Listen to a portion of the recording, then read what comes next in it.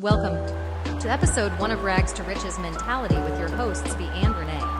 Join them as they unravel the secrets to a transformative mindset and the journey from adversity to abundance.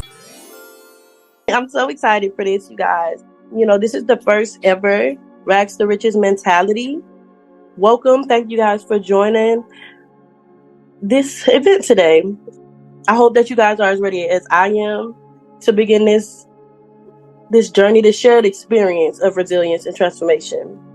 But before we begin, I'm Renee, as you guys know, and my esteemed co-host is Bee. Yes. The founder of Cosmic Soul Consciousness. So Bee, did you want to?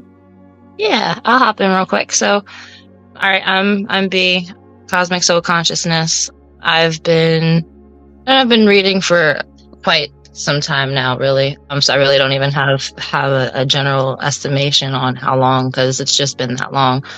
But as far as kind of what I'm here for, I'm here really just to kind of really talk about like transmuting our energy and kind of the cosmic connection to all of that, and how we can really change our mindsets to change the lives that we have and how that works. So I also have a beautiful self-love candle that I have actually made this one. They're legs. They're these beautiful pink legs. I got rose petals all over them. You know what I mean? Because I be chefing in the candle department. So I have that going for us, and I'm excited to have this conversation with everybody and just kind of join in on what I think everybody needs, which is community, so that we can really recognize what it is that we're doing. Because oftentimes we're doing these things and we don't even recognize them as what we're doing. So that's me. Okay, thank you, Bee. So to kick off our conversation and set the tone for the discussion, I think maybe we should dive into like a bit of personal reflection. Bee, do you want to share a little bit maybe about your journey of overcoming challenges and finding your passion? Yeah, okay. So as far as kind of overcoming challenges, I don't know how many of you have, and you know what, it's not even that. I don't know how many of you have childhood trauma. I'm certain that everybody who's listening and everybody who's here has had some sort of experience of childhood trauma. Even if you've had the best of lives, right? If you've had the best of experiences, there's just certain pitfalls of the way that we're nurtured in general, that just loses so much of the soul connection. And so early on, you really find, at least for me, I found myself incredibly depressed and really easily moody, and I didn't understand why I was so sad. I didn't understand why I was so misunderstood and miscommunicated, and nothing that I wanted to happen was working. Like nothing. It was just, you know what I mean? It's one of those things where I feel like I chose this path. I feel like that now, but in the time of like me going through, my high school to teenage years, you don't recognize like, oh, okay, this is things that are going to be used to be positive impacts or provide positive opportunities. Instead, it's like when you're shut down, just because the way that we're raised, you're just shut down. And so it's like and oftentimes without an answer, you know what I mean? And so I was incredibly, like, I was raised in a space where like my father was Muslim, my aunt was a Christian, a Christian. She was helping with the bishop, and like I believe she even has her own, like she went to school and did her own thing. And then my uncle is a voodoo priest who I lost contact with, you know what I mean? So I come from like, no matter how you see it, like each of these spiritual entities in my life were incredibly powerful, right? Like my father's prayer room, I couldn't help but to drop to my knees. Right. Like the power of his energy and the power of his connection to source was just that strong. Same with my aunt. Like there was a point in time where I was living with her and I had left the house for some time. And when I came back and I went to the room that used to be mine, but had her prayer closet in it, I dropped to my knees, could not stand in there. Couldn't. Yes. It was the power of her energy was, and again, connection to source was that strong, right? So like, I come from a background that has a lot of very close ties to source energy. Yeah. I've always felt it.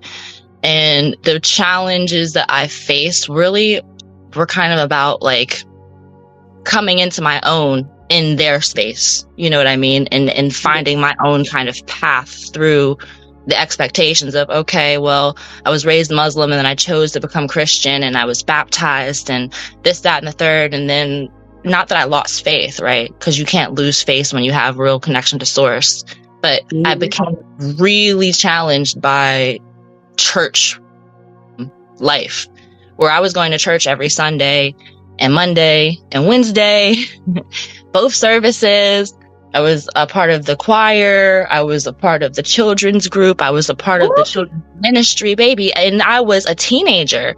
I was going out and laying hands on people, and people were falling out. And like, I'm dead. Like this, none of this, all of this can be verified. Like, it wasn't like it was just me. Like, I'm based in Pittsburgh, so Covenant Church of Pittsburgh, we laid hands on people out and about, you know what I mean? That was our mission and our journey. So like, that's where I came from, and coming into a space of like recognizing the power of that, and then really kind of recognizing the challenges of authority in church culture, I think was probably one of the hardest things I had to maneuver as a teenager coming into my own kind of energy.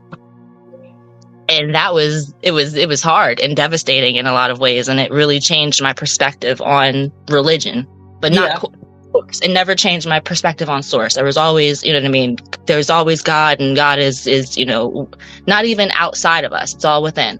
So I think that right there was the biggest problem for me, was you can't tell me that God's not within me. You can't tell me that I have to pray outwardly or pray to Jesus or do any of this stuff when I know that God's inside.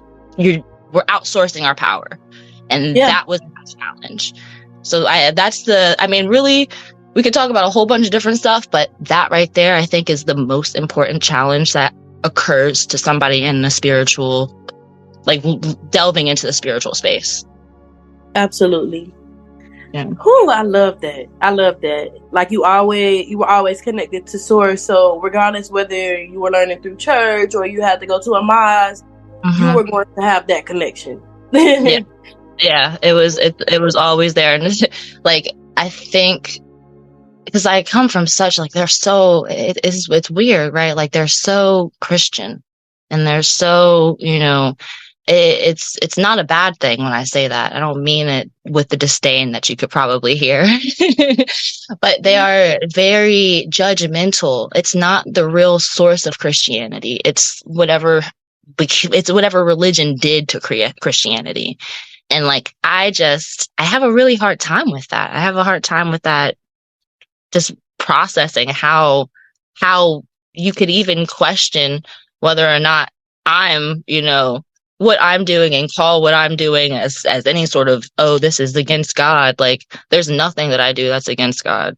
It's impossible. And that right there is the lesson. Like, I swear that's when you figure that out, when you figure out how to transmute that, that's when you figure it out.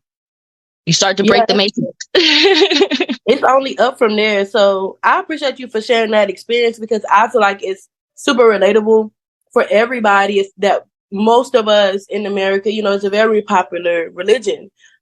Grew up Christian, and we had to break down these barriers that were built due to, I think, we're kind of confined to certain beliefs when we were exploring spirituality.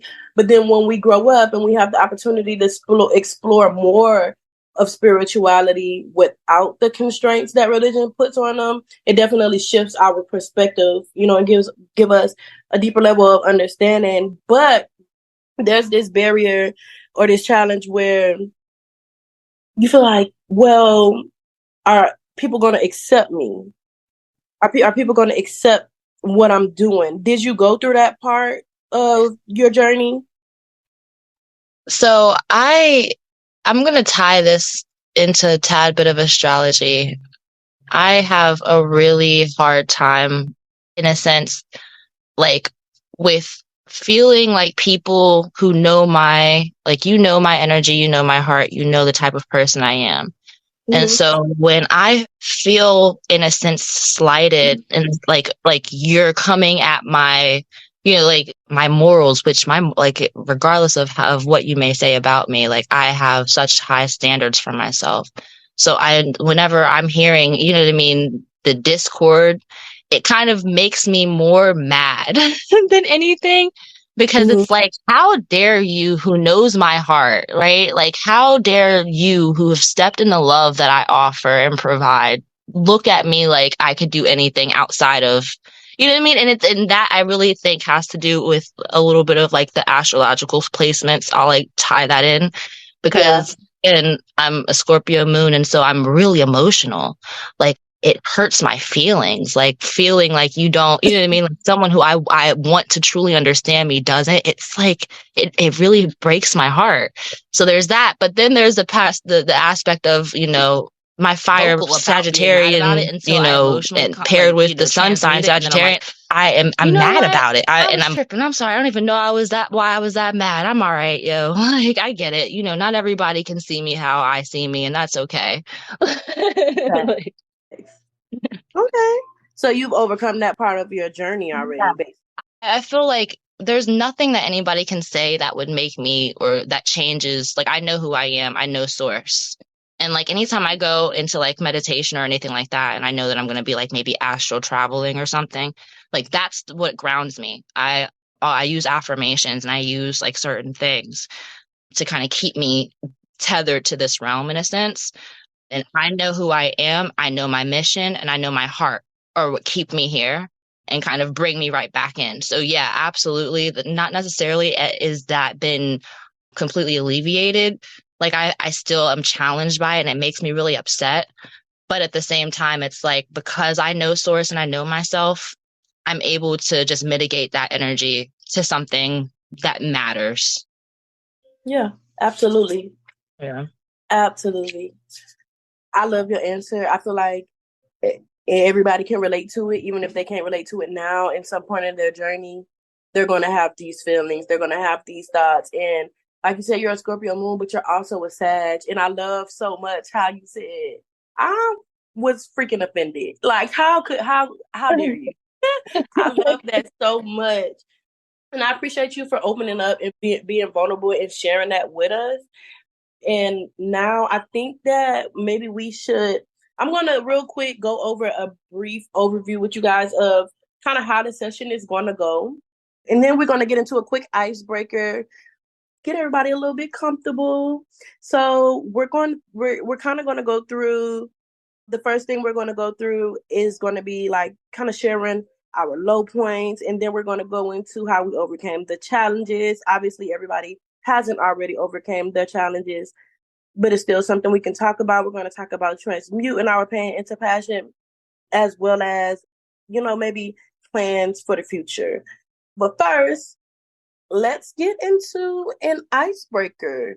So I'm going to ask a question, and if you want to answer it, you can go ahead and raise your hand. Somebody hand already raised, unraise it. But my first icebreaker is going to be, this is going to be like a would you rather. So would you rather experience a life without any challenges, or would you rather face adversity and emerge stronger and wiser?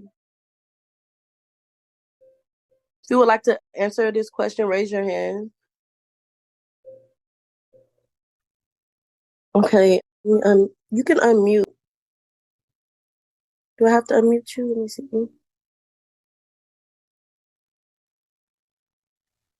Hey, can you hear me? Yes. Hey, girl. Hey, girl. Mhm. Sorry, that took me a second. Go ahead. Can you repeat the question again? Of course. So would you rather experience a life without any challenges or face adversity and emerge stronger and wiser? I feel like that is such a good question. I feel like it could go both ways, but I feel like it's kind of ironic because I feel like most of my life, I felt like I wished that my life had been easier, especially looking from the outside or looking, inside out, watching everybody else. I was like, God, I wish I had had this, or oh, I wish my life had been like this. But if I hadn't gone through what I'd gone through in my life, I wouldn't be who I was. So I don't think that I feel like I would have rather gone through the struggles because I like who I am. Yes. I know I'm not perfect. I know I'm working and nobody's perfect and everybody has flaws, but I don't even know who I would be if I had never went through any of the things that I had gone through, but I don't think I would have ever really appreciated it as much. I absolutely agree. I agree. I don't think we would appreciate where we are in life if we hadn't had experiences that maybe would have deterred us from getting there. I love that answer. Thank you for participating in the first question. I see someone else wants to answer. You can unmute. We're going to do 2 more icebreaker questions. I think B, you wanted to answer? Yes, sorry. I love what she said and wanted to really kind of just play off of that. So just talking about, the challenges that make you who you are, right? And okay, cosmic soul consciousness. I'm going to tie everything back to the stars because that's what I do and that's what I love.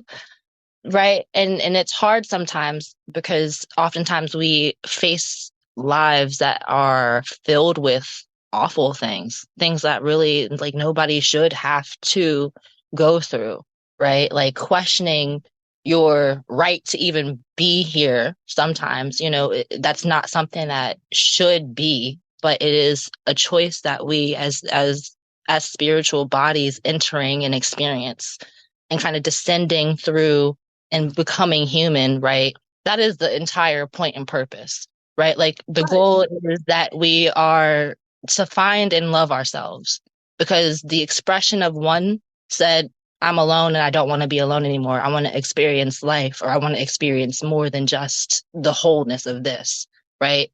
And so that's, a class of thought that says that we choose everything that we face, right?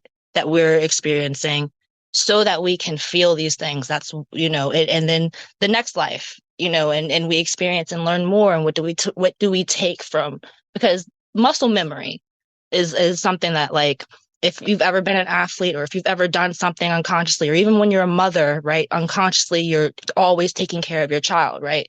So the muscle memory of all of our lives, they follow us, right?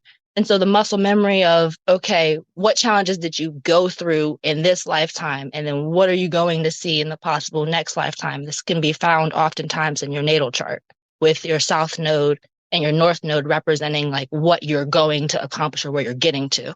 Right. So like when you say like, oh, well, if I could have taken the easy route and just, not felt any of these things, like your soul would have never incarnated onto this earth if you wanted to take the easy route. And that right there is also another thought that like helped me transition out of, I don't want to be here anymore. Like, yes, the fuck you do, girl. Yes, you do. Your spirit wanted this. Literally. Mm-hmm. I agree. I wholeheartedly agree. And I appreciate you for sharing yours. Did anybody else want to answer? I'm going to, while you have a chance to think about if you want to put your input on this question, I'm going to answer and I'm going to keep it short. But I feel like I would definitely choose the life with adversity. As you know, I'm Aries, guys, and I thrive in chaos, as difficult as it may seem. When I'm under pressure, is when I perform my best. And I love to turn coal into diamonds. This is just a part of me, period. Especially with Pisces stellium in the 8th house. Bring it on. Let me transmute this. So I would definitely have chosen to face the adversity. Also, even down to having cancer, as much as the experience as I have, like with the after effects of treatment, the pain, the fatigue, everything, I would still have chosen that, because if I hadn't had that experience, I wouldn't have stepped fully into my purpose as far as sharing my spiritual journey. It's always been a silent journey. It's always been, something that was hidden that I did behind the scenes. Mind you guys, I started when I was a teenager. I had not come out to the world 100% about my abilities or my practice until one day I lied on the bed in a lot of pain, sick with cancer, praying, talking to source and telling them, listen, see me through this, and I'm going to do what I've been advised to do my whole dang on life. I'm gonna come out of hiding, and I'm gonna share this shit, and I'm gonna collaborate with the collective. So yeah, that's my answer. So I got one more. I was gonna do two, but I'm gonna do one more because we gotta keep the program moving. But my next question is, let me see, it's five of these, so it's kind of hard which one I want to choose. Okay. Would you rather have, would you rather find success without ever experiencing failure? Or, well, this actually kind of already answered this, so let's do this one. Would you rather have unlimited financial wealth, but no sense of purpose, or live a fulfilling life with modest means? I don't mind answering this first, but if you want to answer, raise your hand. For me, hmm. I feel like already in this lifetime, I've experienced the best of both worlds. I wouldn't say wealth, like, well, I didn't grow up rich, but I grew up in a very stable life. I grew up in a 2-parent household. I grew up in, we never needed for anything. We never wanted for this. We took the trips. We took we did the family thing. We always had name brands. Like, we never got made fun of at school. Hair was always done. It wasn't the most traumatic. We all have our trauma. It wasn't the most traumatic experience. But I've also had me thinking I'm grown, me trying to hop off the porch early. I moved out at 16. I was also a teen parent. And I was always I'm Aries. I was always so independent, hyper independent. I wanted to literally experience what it was like to be on the opposing end of that. And so for me, I choose purpose. And a lot of it is because I'm not like one of those people who's like, I just love celebrity gossip and stuff. But I do like to study like the culture of what they have going on in Hollywood and celebrities and, the conspiracy girly or whatever. And what I recognize from doing so is that you cannot buy happiness. What I also just recognize on my journey in general is that you can't buy peace. So I would love a fulfilling life as long as it didn't lack comfortability, you know what I mean, and peace, and just pure happiness and joy. So that's my answer. You can go ahead and unmute. I'm gonna just say iPhone 2. And I can re-ask the question as you unmute. And the question is, would you rather unlimited financial wealth but no sense of purpose, or fulfilling life with modest means? Did you not want to answer? Are you talking to me or someone else? All right. iPhone 2. Okay, hold on. Okay, we going to... My iPhone 2? Yes. Sorry. I'm sorry. I couldn't see my name on the thing, but I was like, I'm pretty sure that's me. Yes. Okay, so funny you said. So, like, all of these questions are resonating with me. So when I was younger, I feel like we all, at some point, I think we all wanted to be something big, right? Like maybe a singer, dancer. We saw celebrities and stars and thought that was so exciting. And I got older, and this is such a weird thing to talk about too, because when I graduated high school, I was a young mom.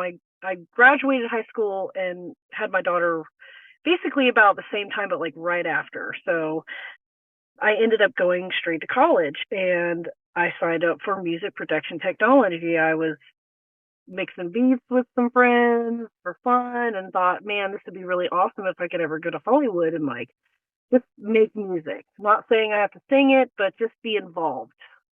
Yes. And I really wanted to reach some stars. I always thought that it would be so awesome to just have a lavish lifestyle, but for my daughter, so she could.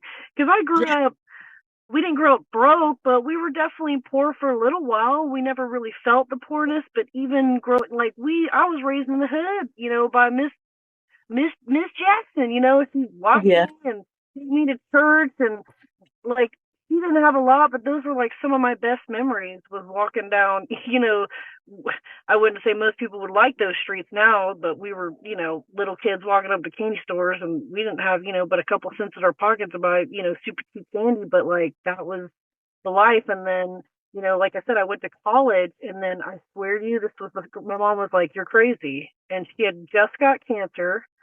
And I told her, I said, I know this is going to sound crazy, but I have to drop out of college. I said, I don't know if it's God. I said, but something came to me, and in my mind, I just heard it, but told me to drop out of college because the path that I was leading myself was going to be corrupt. I kept hearing corrupt, bad, negative, like evil, and I told her, I said, I can't, it's so hard for me to explain, but I have to drop out. There's something else I have to do. Yes. And it blows my mind, because looking back now, if I just would have ignored that thought, I couldn't even imagine where I'd be, but I wouldn't be where I am now. And I'm so much happier where I am now, that if I would have made that choice, it's like looking at all these videos of Orlando Brown and Cat Williams, and people just, they're leaking a lot, but in a way where they can't maybe be punished for it. And it really shows you, and we've all seen it. I feel like we've all seen it over the years, where I think they even mentioned Corey Haim. I know I'm kind of like aging myself right here, but the Coreys, they were two popular Coreys acting growing up. Corey Haim, Corey Feldman. I think their first movie was like Lost Boys. Well, he had apparently, was molested or whatever from Charlie Sheen. Well, I just watched an interview the other day, which blows my mind. He was about 14 years old when Lucas went on that movie, Lucas. And a lot of people knew that he was, sexually assaulted by Charlie Sheen, but nobody did anything about it, right? So in my head, I was thinking, I'm so glad that I dodged that bullet, because I would have been walking into somewhere that I know now that I really want to work on myself spiritually, but I sure as hell wasn't. I wouldn't have been ready for that. And that's a whole nother type of fight that, like, Tara said before, she said, we need more healers. We need people we need them. And you guys are right. We need as many as possible, because I don't really know what goes on behind the scenes. I mean, I do, but I don't. But, we don't see a lot of the ugly. But just seeing, like, them in general, like, seeing the pain in Orlando's eyes, like, just seeing that man's soul, like, withering away, it made me realize I'm so glad that I chose this life, because I'm going to tell you, it was hard as hell. It was so hard. I remember there was times where I was like, oh, I wish I got a break. And the kind of break I got was not the break I wanted. But, it took me a long time to get where I am. Now I tell people all the time, they go, oh, you're rich, or, oh, you make this much money, or you this, or whatever. And I live below my means. And I tell them all the time, I'm like, I am rich on the inside. And that's what matters the most to me. I don't care if I'm living. You just said it. I don't care if I'm, Yep. You just said it. That's what Cat Williams said too. He said something along the lines on that interview. Do you remember when he was talking about, there's nothing that I can be jealous of, because I don't see anything that I want that they have, and I am rich on the inside, and nothing I want and lack for nothing. And that right there, that could have very easily been, like I said, every soul has a story, right? Every soul has a choice prior to coming down here. We look at what could happen, right? And you had an opportunity to maybe have become incredibly successful, and maybe could have been the producers and or whatever may have you. And you chose something different because your soul and your spirit said exactly what a lot of our souls and our spirits say. when we get to a point like my first, like my name is Bronte Soul, right? And everyone's always like, you should have been a singer. I was in choir. I could have had this trajectory. I could have done all of these things. And something in my soul said, do not, you don't go there. Right. That was a protection. And that was the protection that you received as well. Yeah. That's absolutely it. That's an amazing connection. And honestly, what blows my mind is that we just realizing the resonance on, like, just the healing resonance of how, like, one person can have such a high healing resonance that you could actually cloak about 200,000, however many amount, I can't remember the numbers, but you can basically help other people. Like, so say this person isn't spiritually awakened or whatever, you can help their vibration just by being a higher vibration. So yeah, our calling wasn't necessarily to go to Hollywood and deal with that, but like you said about Kat, which is so funny you said that, because I remember the part where he said when he knew he wanted to act, he said, they said, what was your life, or he asked him, Shay was like, what was your life purpose? He said, I knew I wanted to go to Hollywood, but my first thing that I wanted in life was that I wanted to be best friends with God. And he said, and I went there. And I still have been. And I was like, they sent him in there. He was a warrior and he was ready, but you got to have people on the outside too, Yep. So, that is it. I really loved your answer. That definitely is a very powerful take on our life's progression and the things that the unknown and unseen things that our spirit protects us from. Not even just our spirit, whoever you believe in, whether it be God, universe, whatever, right? That was absolute protection, like a cloaking, right? Because there are a lot of people who are incredibly talented and incredibly apt to be musicians, to be this, to be that, and they almost feel like they don't have the ability to step back, right? Because you have this drive, and then it's like you don't get what you think you want, and it's like, wow, well, what happened here? Like, the reality is you were protected. You know what I mean? And I want to go ahead. No, I was gonna say you could take that and just and in general know that your energy and your soul and your spirit is really leading and guiding this purpose this time around, like this life. Absolutely. And I wanted to, with that being said, with us having our discussion, with our answer, and it seems like we're all on the same accord. I'm actually even very thrilled because this is only the first Rags to Riches mentality. I'm calling it an event, but it's a session. B, what's next is B is going to pull an oracle, and it's going to be the full message, and it's going to be for this collective. So I love that it's small. I love that it's, more personal. But also I pull a few just really, really quick messages in regards to the conversation that we just had, and y'all ain't going to believe what came out. And so the first oracle that came out is literally becoming nobody. And it came out with wisdom, which in this card is my healing. I think it's called the healing oracle or something. But this card is called wisdom, and it says, God has a plan for me. I live here now, knowing beauty is to come. I don't force things to happen faster than the universe has decided for me. And I learn from my experience, take small steps in faith and succeed thanks to all my efforts. And this is what becoming nobody. And when I see becoming nobody, it's very important to me because I feel like at a certain point in everyone's journey, you literally have to become nobody, especially in that it's the dark night of the soul phase where you're losing your friends. You might have lost the person you thought was your soulmate. You're being removed from situations that are no longer about to serve the part of your journey or the frequency that you're stepping into. And I feel like this is the point where we become nobody. We learn how to detach. And I feel like what makes us quote unquote somebody is our attachment to like worldly things, materialism, and people. And I feel like it's only healthy to have these attachments to a certain extent. And then the last two I pulled out of my small astrology deck, and it's conjunction literally with North Node.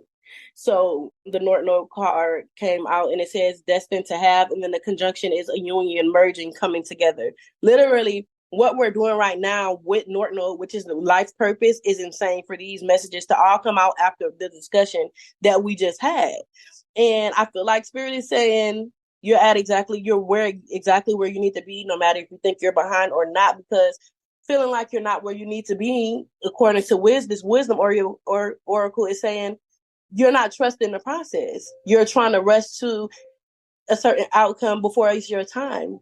We're where we need to be. I love this so much. But that's the message that I got, and I feel like it fully resonated with the conversation. So thank you for that, Spirit. But it's on you, Bee.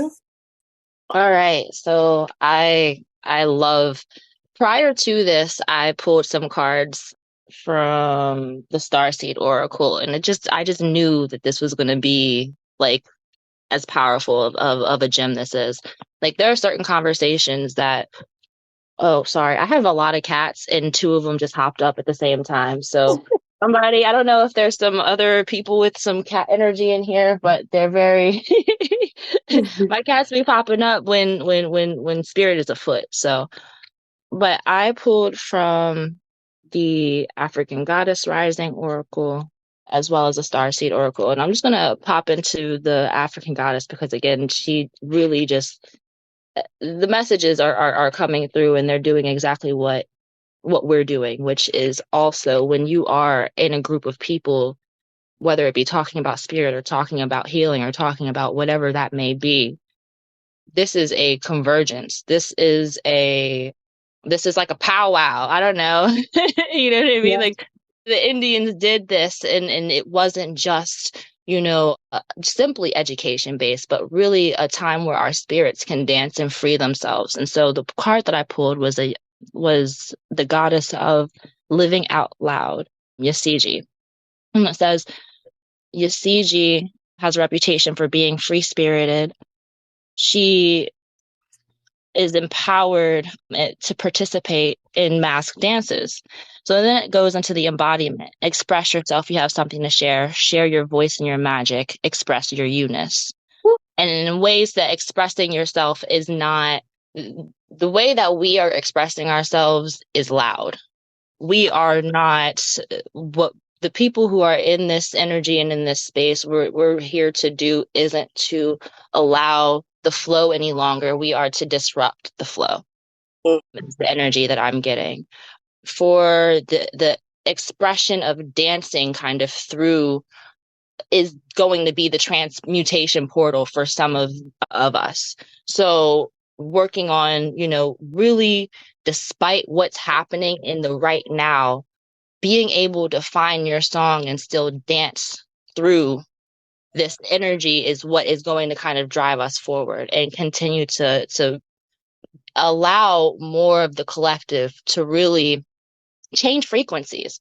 When we're dancing, when we're celebrating together, we're no longer in the same realm. We're no longer in the same, like, if you have someone else in your household right now, you guys are not on the same frequency, right? Yeah. Because this is where we're at, where we're in convergence with other spirits and other souls saying, yeah, it's time to allow the life lessons that we're experiencing to show loudly, right? So while, a lot of what we kind of talked about previously is, protecting our practice. When witches show up, they show up not because they, are called to, but because they're necessary, because the earth needs them. So the second card that I got was Earth School, Life Lessons, Soul Growth, Higher Learning and Study. And that's from the Starseed, right? Yeah. And that says Planet Earth. I love this. This is one of my favorite oracles. Planet Earth is a great initiation for the soul, and life lessons are the curriculum for which we enroll. These aren't one-time lessons, but themes we choose to circle around, deepening our experience of them as we make our way through the spiral of life. Life lessons aren't about getting it right. They're about getting it wrong. Remembering that Earth is a planet of polarity helps in this understanding. So that right there, I mean, Earth as a school, which souls are jettisoned, right? Because that's the Earth is, and if we talk about planetary systems, the Earth is really, this is the hard school. This is where souls come to evolve, right? If your soul is here, that means that you have an intention and a purpose, right? To evolve, to gain more.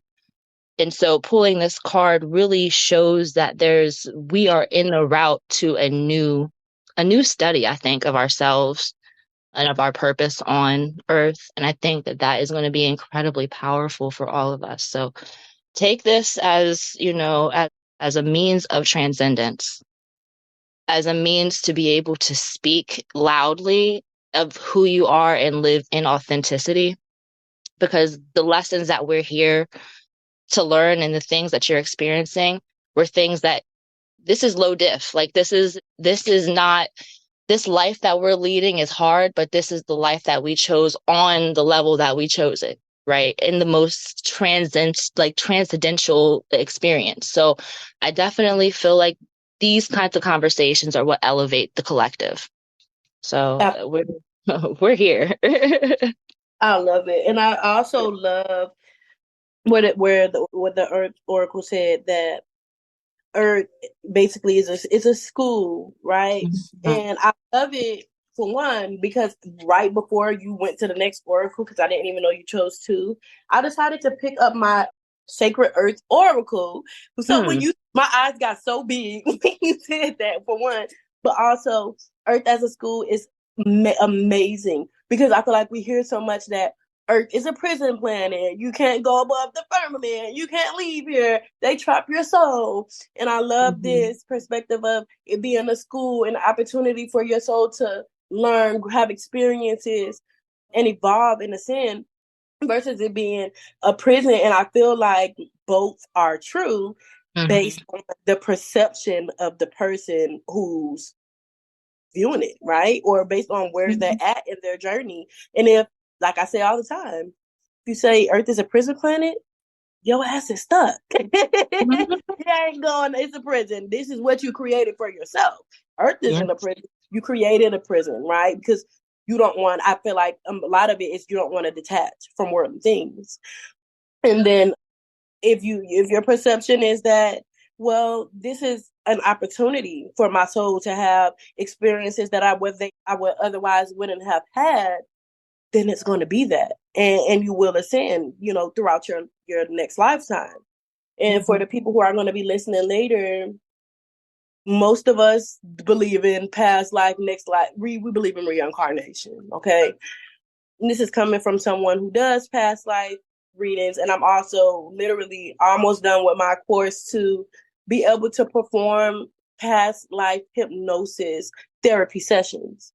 So anyway, with that, I just wanted to touch on that. But with that being said, we're going to go into our first topic, which is going to be about sharing our lowest points. Okay, and this is going to start with the question, what has been a significant challenge or low point in your life, and how did you navigate through it? I would like to start this one. I know a lot of people are going to think, who know me and my journey, are going to think it was the cancer situation, but it really wasn't. For me, my most significant challenge and lowest point in life was this point of my journey where I'm becoming an adult. I'm a young adult. I'm stepping out of my teen years. And I'm viewing the world from a new set of eyes, but also there's some pessimism regarding my past and my upbringing and the way that I'm looking at my parents with the side eye, like, you ain't do this, you ain't do that, or whatever. Even though I now, from this perspective that I am, with this frequency that I'm on now, I don't even see it that way. But I felt like it was things they could have did better. It was things they could have did different. And I started growing this hatred towards my parents, who actually were pretty damn good to me. That was a huge challenge for me to move past that, because it's like you have to, going back to that oracle, becoming nobody, you have to change your mindset completely. You have to change how you think about things. For one, if you want peace and happiness. For two, if you actually want to create something for yourself, you can't carry this huge suitcase full of crap, really, literally, that some of it is real, some of it you created, but it's luggage from the past. And so while the past is a part of who I became, who I've become, is not who I am. And also, by me going through that part of my journey, like it was really low. I suffered from a lot of depression. I suffered from a lot of anger. I suffered from a lot of, anxiety. It was a point in my journey because of how I was viewing my upbringing that I didn't even want to be around people. Like my frequency was so hypersensitive, I couldn't even go in the store. That's how bad my anxiety had gotten. But I don't want to skip ahead. I ain't going to talk about how I transformed it yet, but I feel like that was the hardest part of my journey, kind of setting into who I am now versus what my experiences were. And I think just a lot of times that we think who we are is what we went through, and that's not true. But if you want to go next, go ahead and raise your hand.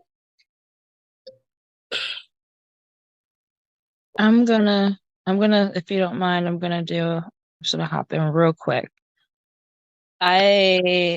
And then iPhone too. We'll be able to go right afterwards. So I think there comes a time in everybody's spiritual journey also that we really question our sanity. Like we really question, like, is it like what's going on? Like, what is the soundness of what is occurring in my life? I again will attribute a lot of things to our natal signs because I see them as a fingerprint in a sense, right? A fingerprint of your essence, a snapshot of who you are. And kind of for me, I was always super depressed and confused as to why people couldn't perceive me the way I wanted to be perceived, right? Because I was never showing anything outside of the genuine person that I was. It came in realizing that I have a lot of 12th house placements, and those placements, the 12th house is a reflection of like your spiritual journey, but it's also kind of a mirror space of what you reflect onto others and how others perceive you. And oftentimes when you have placements in the 12th house, you're just because the house is such a mystery, you are a mystery. And so it's almost really hard for people to relate to you. So I think one of the biggest challenges for me is being able to have people relate to my frequency. And not a lot of people do. And being okay in that. So that's what I'm going to say. Absolutely. That resonates, especially as a 12th house Cancer. That goes back into why that was a hard part of my journey, going back into my upbringing, my family. Cancer is closely related to the family. But yeah, iPhone 2. Hey, ladies. All right. So, yeah, I feel like my life, the hardest things that I went through, like I said, I don't think I would have been who I am today if I didn't. And I feel like a lot of those things, if specifically, was detachment. And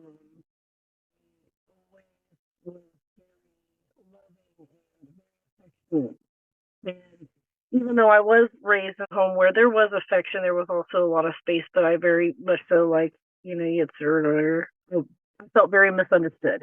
Even within my own family, anything that anything spiritual was definitely out the window. I mean, we did like go to church, we went to Christmas, and then that stopped. And then I think I was the only one going when I was a little younger, and then we just kind of, I think I was, basically the only one still going about up until my early 20s. But it's kind of one of those, like, you say you're Christian, but don't really practice kind of thing. It was never super serious. But what I'm trying to say is I think that the loss is a lot of loss. I don't think that without those, the significant times that were painful, we wouldn't be who we are today. We wouldn't be able to be a healer if we hadn't been hurt. Yes. How can you face the darkness if you've never seen the dark? So, Yeah. That's amazing. yeah, that's all I think. There was a second part of that question because I got a little ADHD brain. But we haven't asked it yet. We haven't asked it. Oh, I'm so sorry. I thought it was related to what you said earlier. No, yeah, you answered the current question. We didn't ask the Okay, second part. cool. Okay, perfect. Yeah. Okay. All right. I'm good. Thank you. Okay, okay. Appreciate you for sharing that with us. And then for the second question is, how have you transformed moments of pain into opportunities for growth and resilience?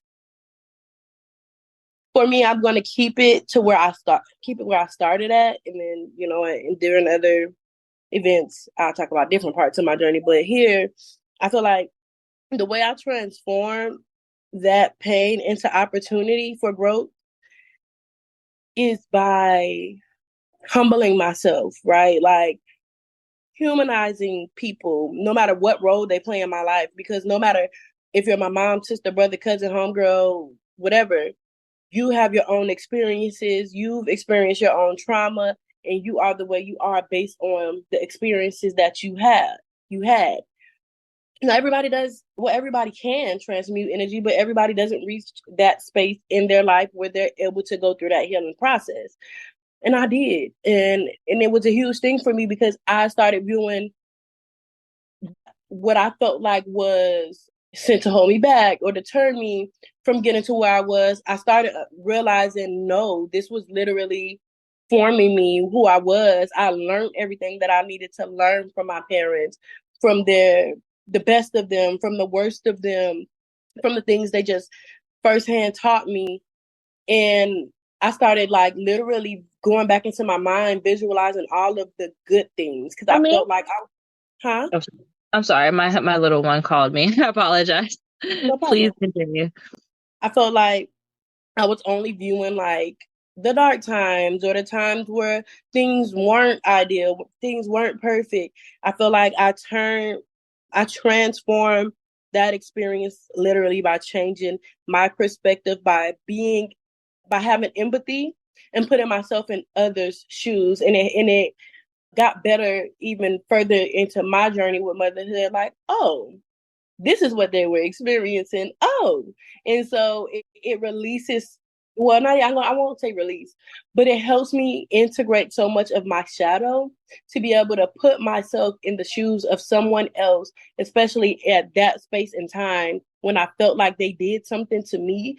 Going back and changing my perspective from a childhood perspective to an adult perspective, like they didn't do anything to me. They were going through whatever they were going through in their own journey and experience. It had nothing to do with me, and I took it personally. So that's how I transformed it into passion. Not only did I turn the pain into passion, I also turned it into a more beautiful, seamless relationship with my parents. And even everybody got things about them that you don't like or irritate you, but I'm completely able to like just ignore those aspects because they're not as important as the positive aspects of the relationship that I have with them. But that's my answer. If you're next, you can raise your hand, babe.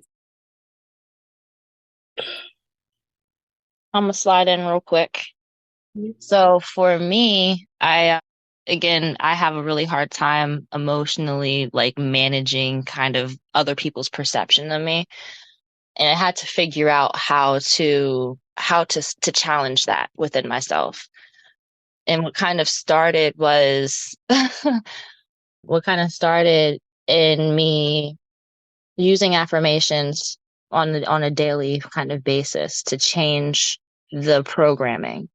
So there was a point in time, and I'm not going to kind of go into it too deeply, but there was definitely a point in time where like when I say I wanted to pack it up and try again next lifetime, this one was just not, you know what I mean? I was there, and one of the best experiences, and like I say this oftentimes, people are like, yo, you're wild. But the best experience of my life was when I 302'd myself.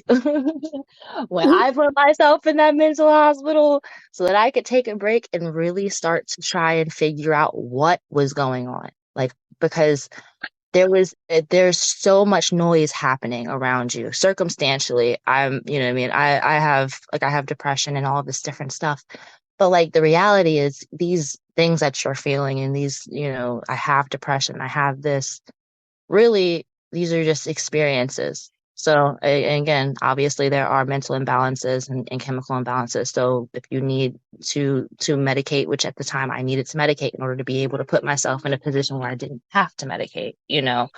And so for me, it was kind of coming to a place of, okay, I know I need to stop.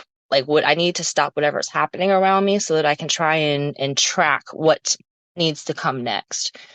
And basically using a lot of the tools that I learned, like just in general, like the first time I ever really wanted to journal or use artistic, things to express myself, like that was the start to, okay, how do you take these bad feelings and turn them into something else? Like I think what they teach you in like when you become, you want to unalive things, what they teach you and how they teach you to cope with that is really important stuff that they should teach people prior to getting to that point.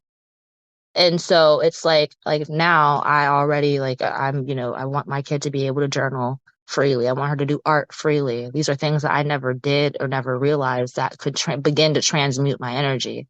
So it's like that right there, recognizing that, okay, I need the help. I need to figure out what tools, and then actually practicing and rewiring your brain and stopping yourself. Like, I don't know if any of you guys struggle with this, but like for the longest time, I was constantly like saying out loud to myself, like, I hate my life all the Yeah. time. Like I would be like, something would happen, like, I hate my life, or FML, or this, that, and the third.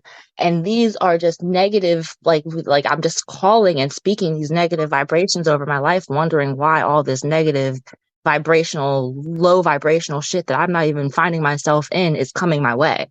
You know what I mean? So I had to literally reprogram my brain so that anytime something came up like, oh, I'm not worth it, my question immediately is, who is this? Right. I know myself. I know my purpose. I know you know what I mean? I know who I am. So if I hear something in my head that is lower than who I actually am, that begins to put me in a space of questioning and challenging that entity, that statement, that mindset. So like that's kind of how I think that right there is like really like mechanically how I transmute and kind of like change those challenges. I love that so much.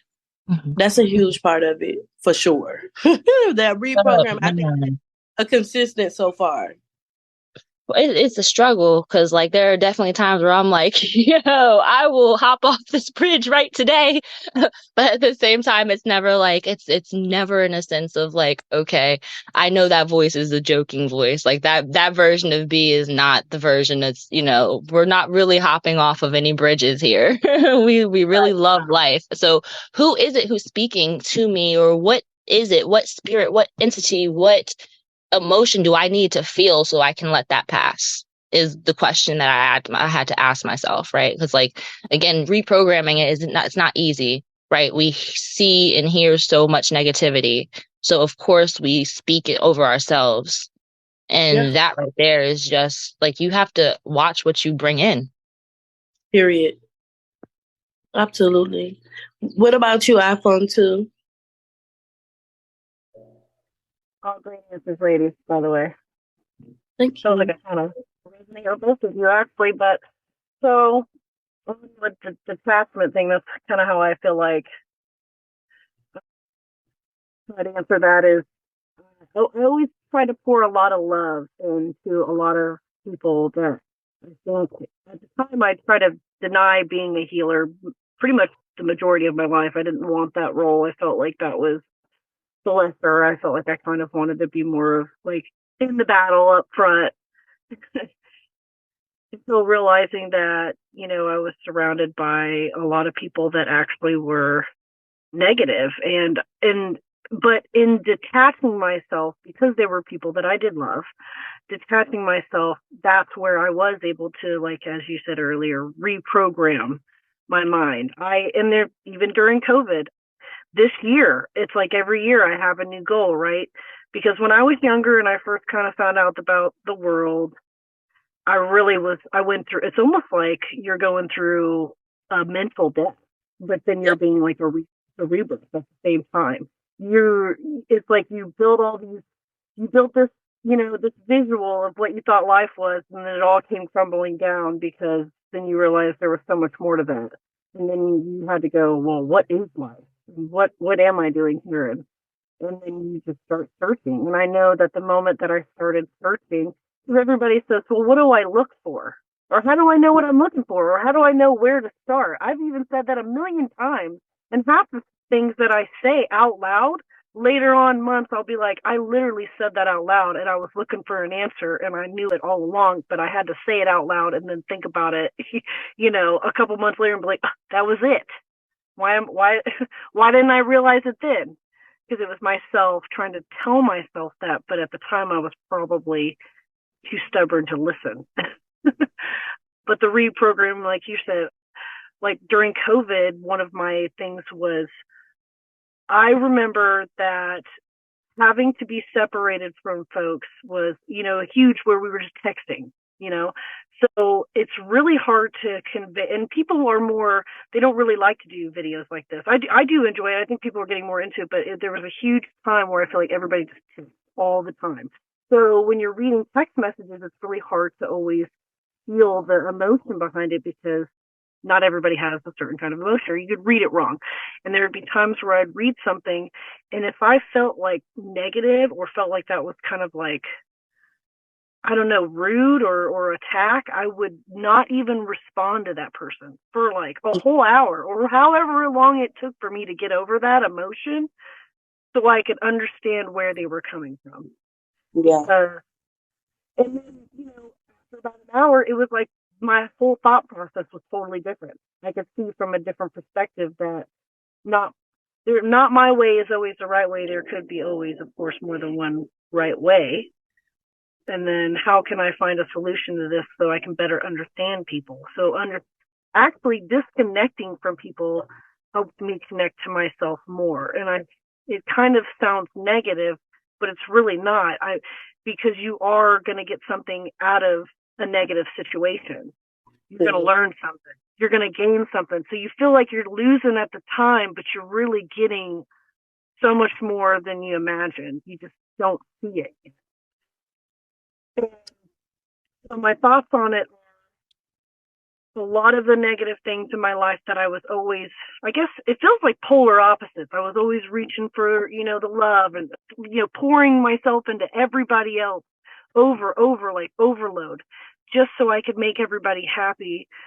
But then realizing that I contained a lot, I would just shove it all down and and then I just wouldn't deal with it.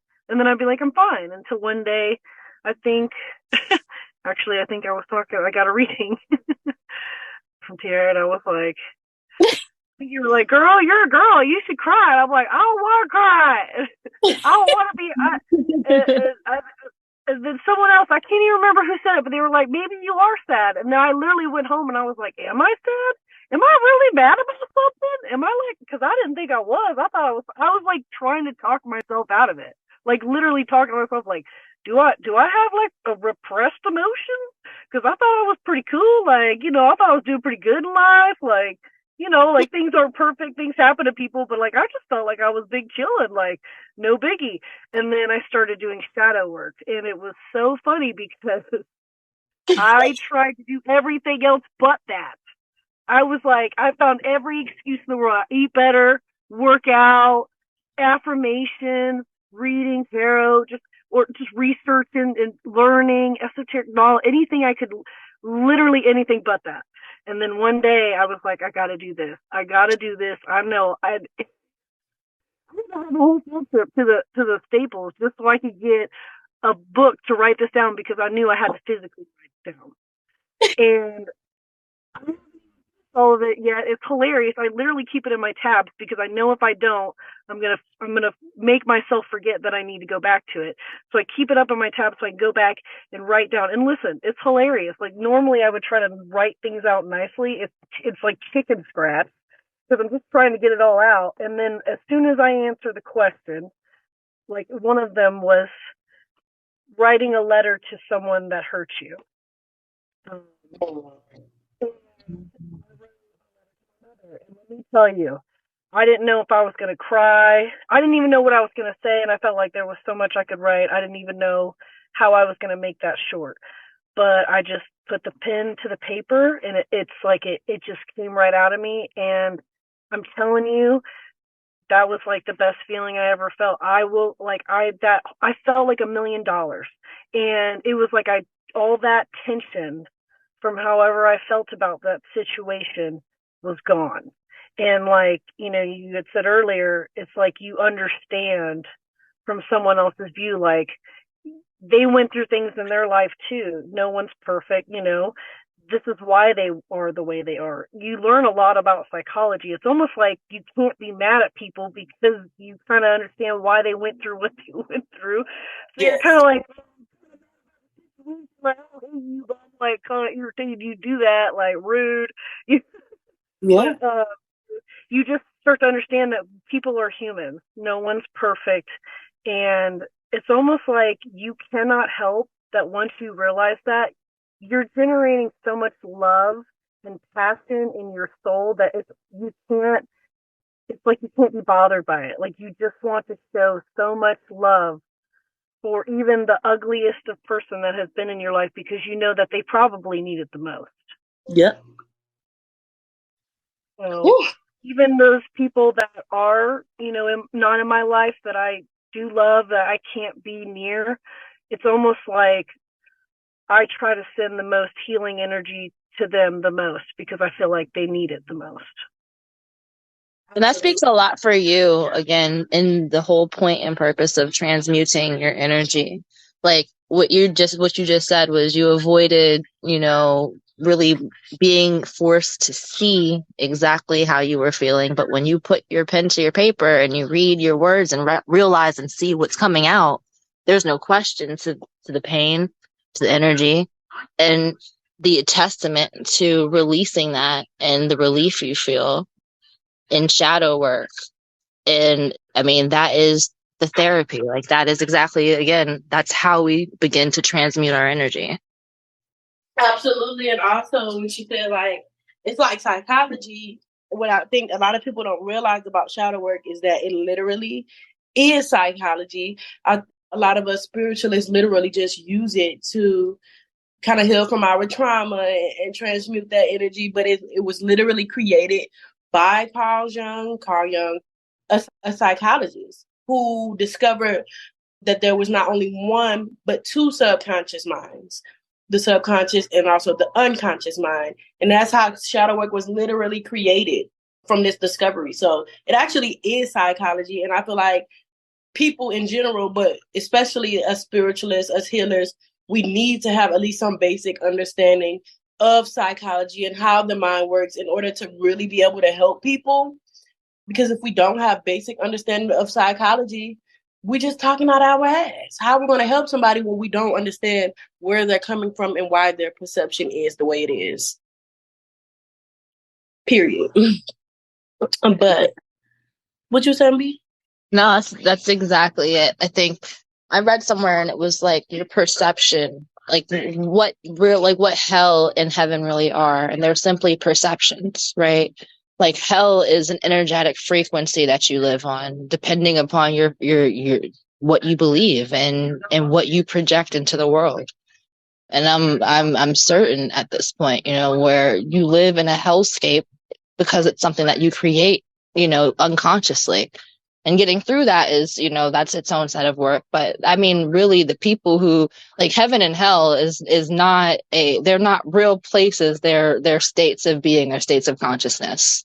So, I mean, how you perceive your life and the things that are happening around you are you the victim? Are you the victim of this? Or were you put in this position, in this space, in this energy to be able to transmute and then bring something else to somebody else? Right? Like, because really all we're trying to do is experience.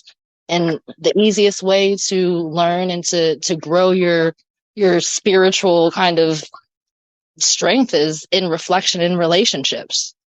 So sorry, my kiddo is here. But yeah, no, that's definitely it. Absolutely, I agree. Okay.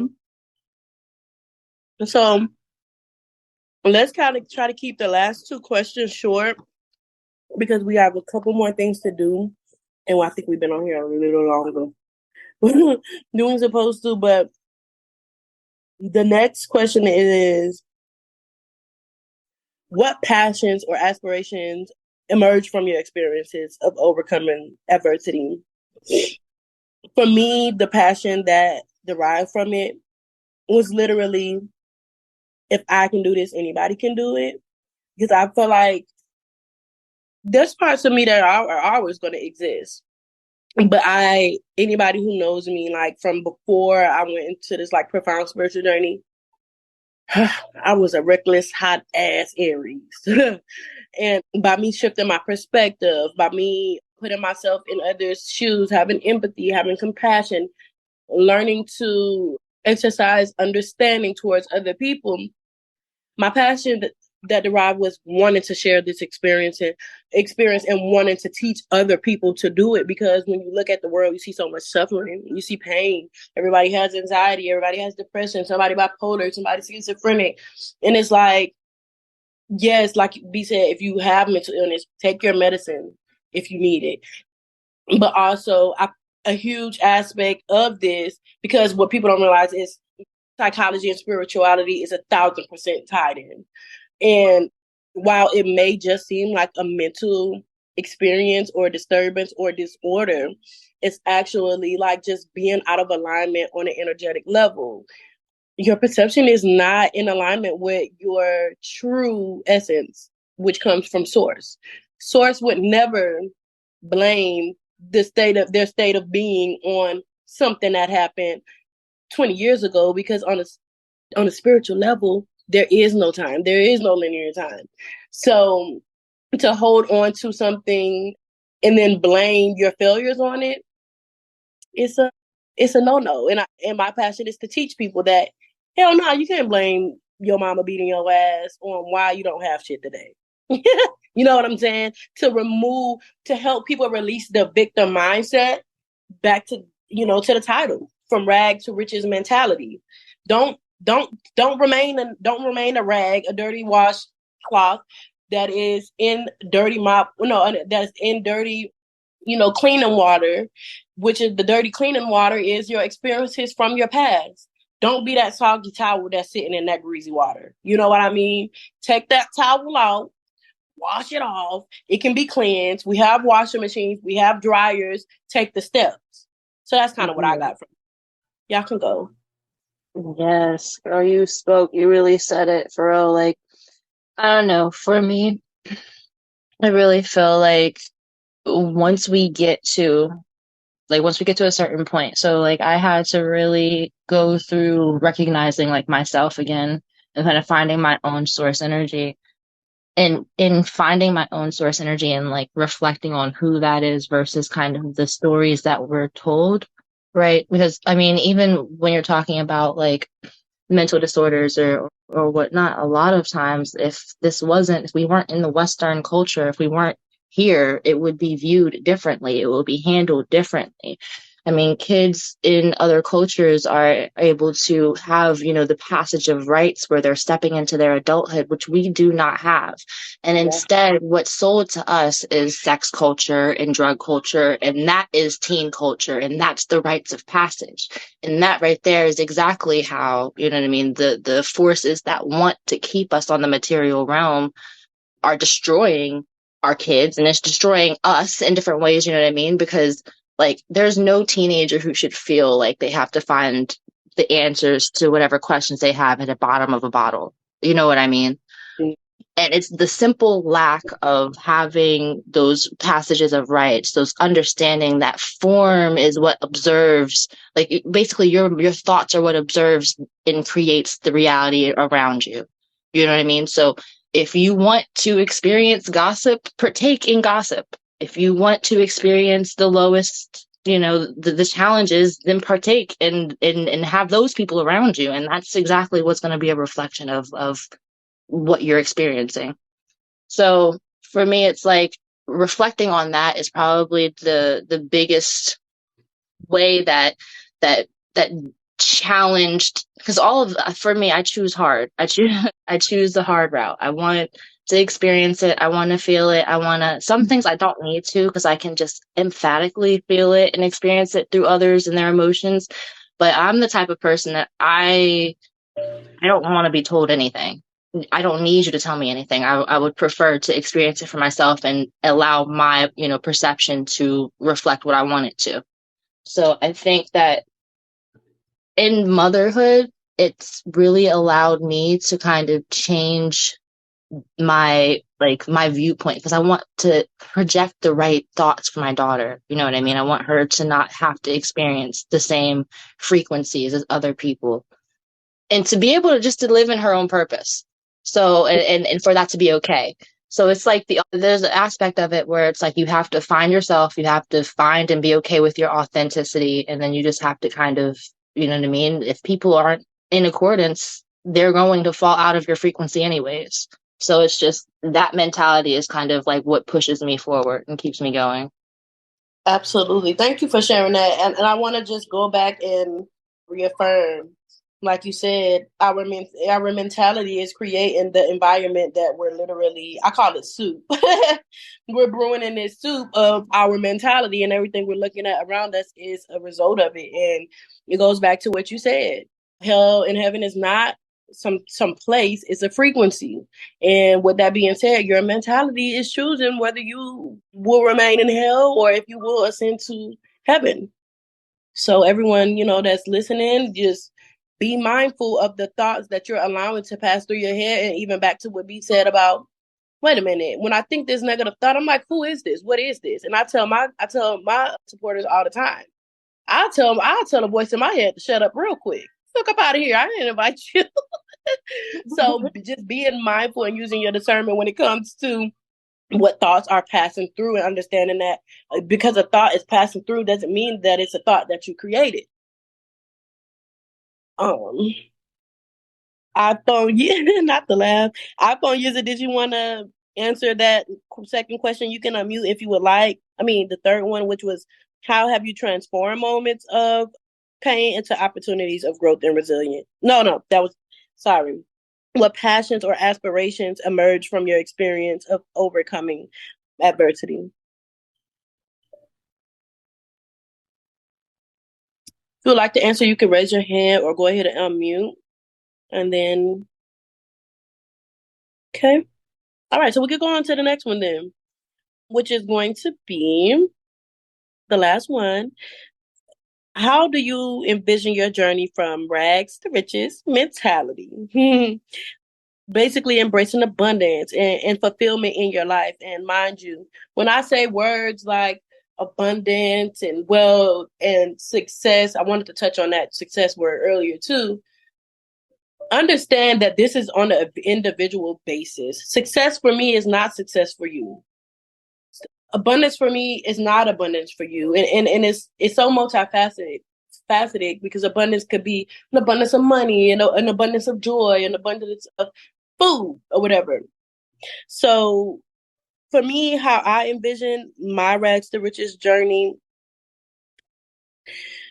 and embracing my abundance and fulfillment in my life looks like being 100,000% authentic with myself, because I feel like I thought I was, but I'm starting to realize I haven't been completely 100% authentic with myself. I realize I've been doing a lot of projecting, even on my platform to a certain extent, because I am now stepping into a point where I'm like, oh, yes, I'm a spiritual influencer. This is what I've become, and I was so passionate about it. But also, this was a huge part of my journey when I started this, and I started sharing things. And I kind of like, no, everybody needs to heal. People are coming to me for this kind of reading, that kind of reading.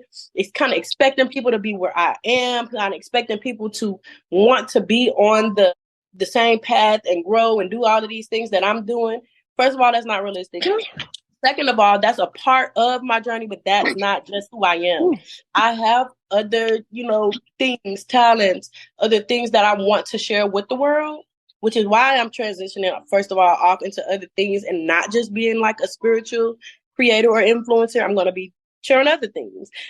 So I feel like for me, embracing embracing the rags to riches mentality is going to go from me just being this spiritualist, because that's just who I am, period. But also I'm a business owner, I'm a mother, I'm all of these different things.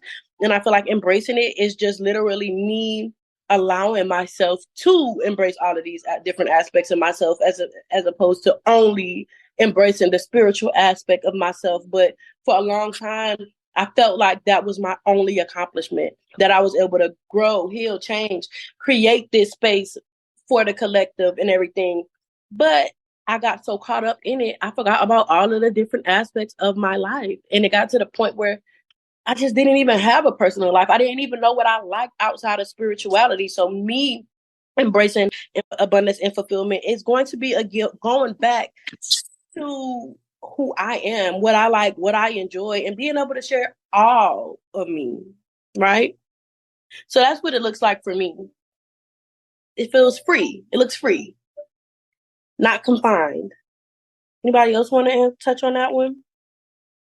I love the clarification that abundance is not the same for every person, that there are different founts that people are searching for. So the rags to riches mentality for me is to continue to embody more and more of what I want to see in the world, which is love, and to continue to kind of build my platform in being the most authentic version of myself, and which will obviously reflect and then kind of trickle down, through my business and the things, and like this the small goals that I am putting in front of myself, that I am, set to accomplish, simply because I've already created it in the astral realm. You know what I mean? Everything that is created first has to be manifested in spirit. And so I don't know what snowball I've created, but we're already, down whatever path that I've already created.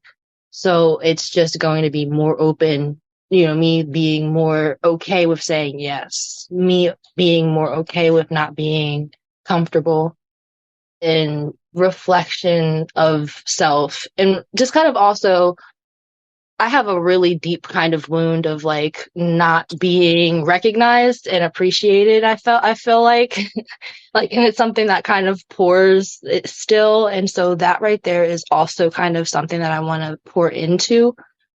And that will really kind of help me to embody the abundance that I want to, like I said, see my daughter experience. So that's me. Absolutely. Sound like a shadow work prompt. You know. What about you, iPhone user? Can you hear me? Yeah, and I like your name, by the way. All right. So, sorry, can you repeat the question again? Mm-hmm. Because me and B will go all the way to the ether.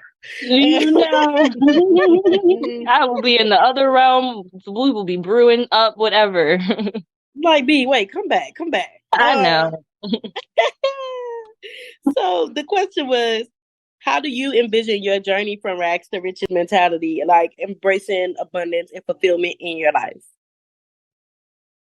I think the key that I've found for that part of my journey is that there was a certain point that I was going through a really hard time. I think that was kind of like my rock bottom, I guess you'd say, in a sense. And I literally just let go, and I was like, listen, I was like, I guess saying it out loud in my room, praying, talking out loud. And I was like, I don't want to do this anymore. And I said, wherever life wants to take me, I'll just go there. Even if it's going to suck, or even if I don't understand why it's got to suck for a little while, I know that I'll just have to trust that it's going to be good. There's going to be something good behind it, because I think that what most people don't realize is that they want to control so much of their life that if they just let go, they would understand so much more. And I've been given so much more because of that. And so I let it flow. And I feel like the more that I dive deeper into that, knowing myself, if anything. I think I was so infatuated with caring about everybody else and knowing everybody else so I could, remember those little things for them, and that I didn't do that for myself. So one day, just detaching myself and going, oh, I need to look on the inside. That's where I feel like that's where you find your richness. You got to find it inside before you can find it on the outside. By the Yes. time you even find it on the outside, it don't even matter anymore because you got it already. Ooh, Like, hallelujah. okay. For She ate that one. sure. She really did. Okay. I love that. And I appreciate you for sharing that with us, Ash. Where did I get that from? Okay, iPhone user. So we got, let's see, topic 2, topic 3, topic 4. So I know we've been on here a while. I know people start getting tired. I know it's Sunday night. People got to get ready for tomorrow morning. So we're going to run through this a lot quicker. It's going to be less in-depth answers. So we're going to do like 2-3 sentence answers for this so we can get through it and do our closing oracle and close out the session. And like I said, you guys, it's going to be up probably within the next 3 days, and we can all go back and review it. We're going to do this again on another Sunday, and it's going to be a repetitive thing. And it's almost like we're going to be able to just track our journey literally. And I love this for us.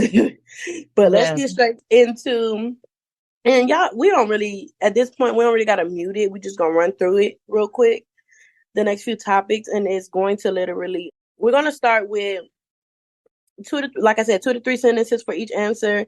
Do you guys want to share any strategies or methods that people or you have used for overcoming challenges? Like how to navigate through tough times. I was gonna say 420 friendly, but outside of that, probably journaling. And also, and again, I can't like tell people to do anything, but mushrooms are definitely very helpful in strengthening kind of the earth connection and kind of putting things together so that it makes more sense. Like really, so that was something that I have experienced that has also kind of really helped microdosing things, you know what I mean, like that, to really kind of bring me back to like grounding and earth energy. But outside of the psychedelical stuffs, like I said, journaling and really just finding comfort in my like groove, just Absolutely. being comfortable in myself. Okay. And you, iPhone user? I think solitude really will help a lot with that. I feel like sometimes you just got to close the door, lock it, and just do nothing until you do something. And then usually in that solitude and that silence, that's where you can find a little bit more about yourself. Yes. I agree. Because that was yes. That was well, my sorry, I didn't mean to interrupt. We're constantly bombarded by so much that even when I was a kid, I remember just running outside and feeling so good to just put my feet in the grass and then lay down and just feel like everything as a kid, and just watch caterpillars and little grasshoppers fling everywhere. And now it's like, it's almost like I'm forced to have a cell phone, although I am thankful for the connections. I wouldn't meet folks like you if I didn't. It's a great thing, but there's so much overstimulation that it's almost like I feel like if you don't just learn how to shut it all off for a little bit, you know what I mean? You can really find that part of you. Okay. So for me, how I navigated through my tough times, like iPhone user said, was disconnecting, solitude. That was a huge part of navigating challenges for me. I've always been super extroverted. I've always had a lot of friends. I'm with the girlies. I get depressed. Let's go out. Let's do something. No, you need to disconnect. You need to sit with self, and you need to figure out why you're going through what you're going through, why you're experiencing what you're experiencing. If you never sit with yourself, it's going to be it's a repetitive cycle. I'm also 420 friendly. shadow work was one of the biggest parts of my journey. I will forever share it. And also, no, I'm gonna leave it there. And then we can go into the next one. And we actually are going to skip topic 3 because we already asked some of these questions about transmuting the pain into passion. But the next one is going to be what mindset shifts or actions help you move forward. And for me, I'm gonna keep it simple. I learn how to remove myself from situations. That was a huge mindset shift for me to help me move forward when I realized these are experiences, but they're not personal. These are things that I experienced, but they might not have even been my experience. I was literally a part of it. So being able to take myself out of it, almost like when people, because I want people to have a visual of what I'm saying.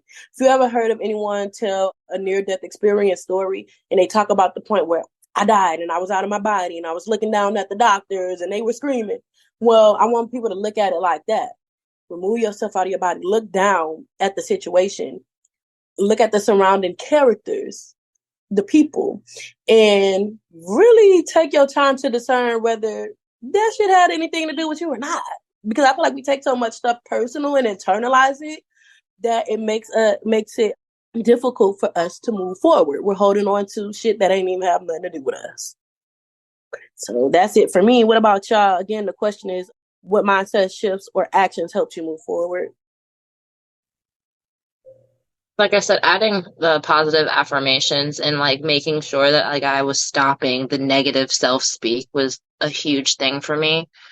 I was like a very loud criticizer of self.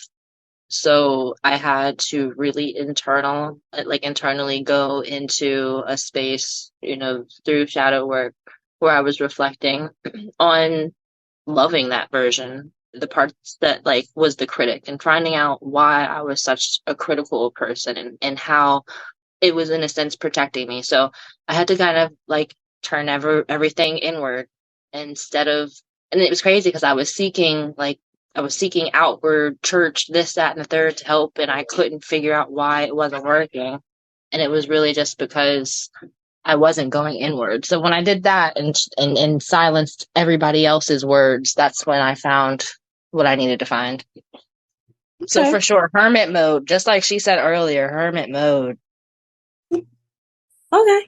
So we all agree on hermit mode. That's a huge part. Cool. Okay. And so the last part on topic 2 is going to be were there any support systems or resources that assisted you? Real quick, for me, spirit. We always got to put source first. Whether you believe that spirit is internal, spirit is external, whatever the case may be.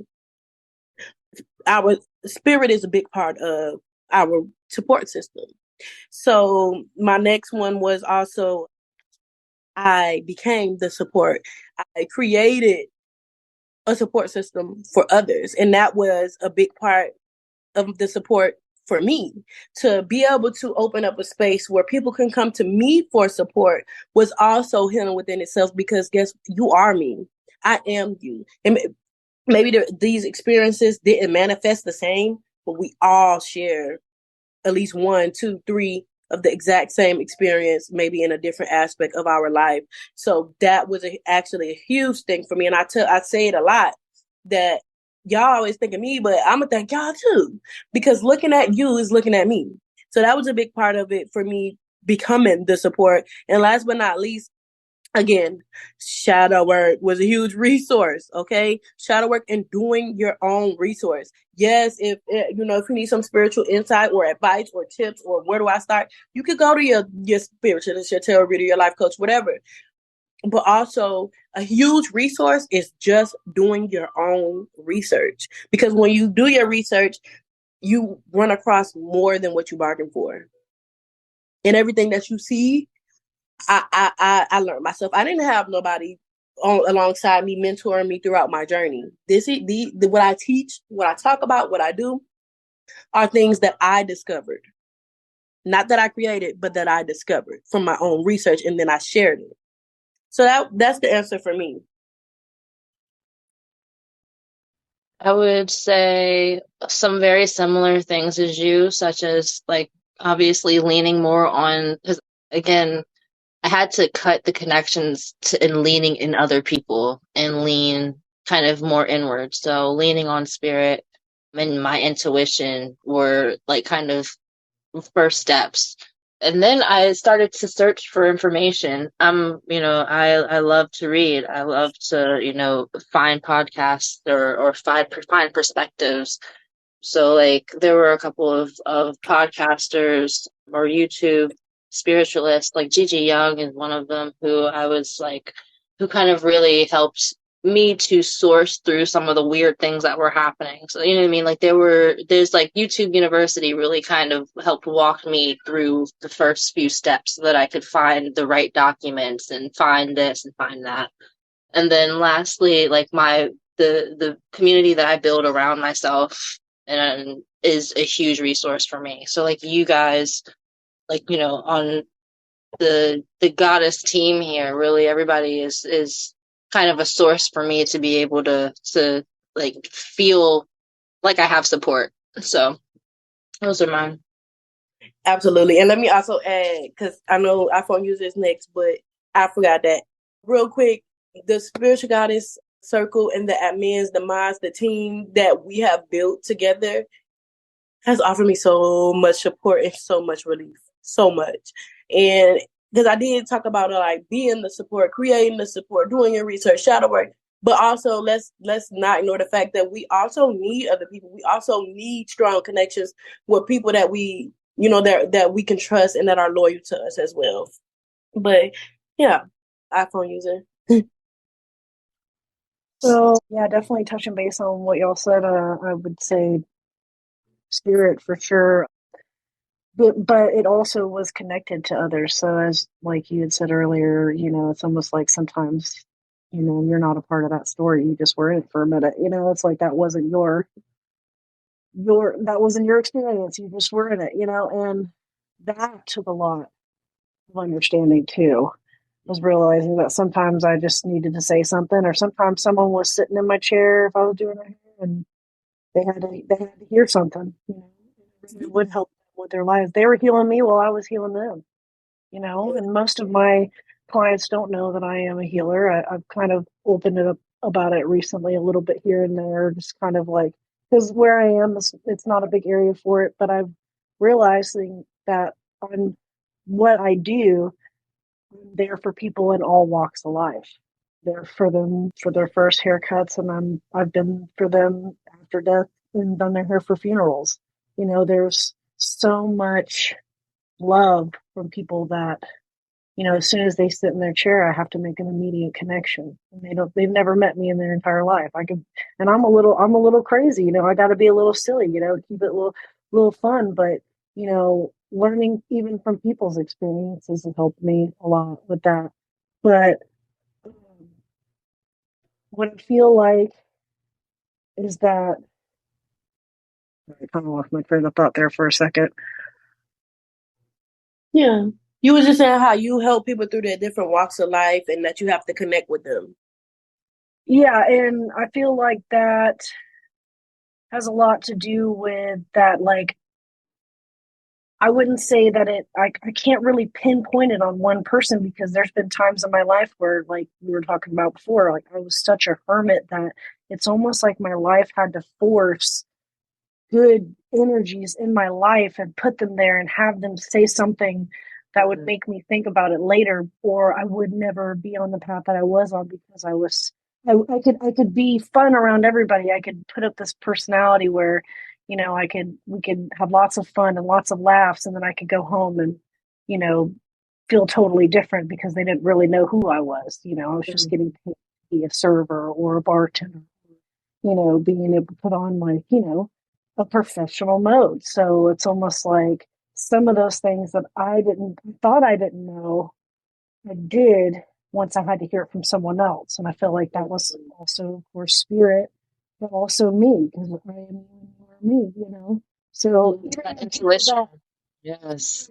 yeah, and even the people that I once saw as my enemies, it's almost like I don't even see him as an enemy anymore. I see it more like the more I don't resonate with your frequency and your lower vibration, the more I fall back because I realize that I can do what I can to help.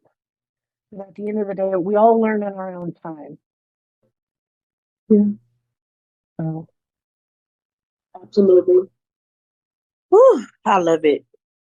Okay. So we down to our last three. Y'all ready? Okay.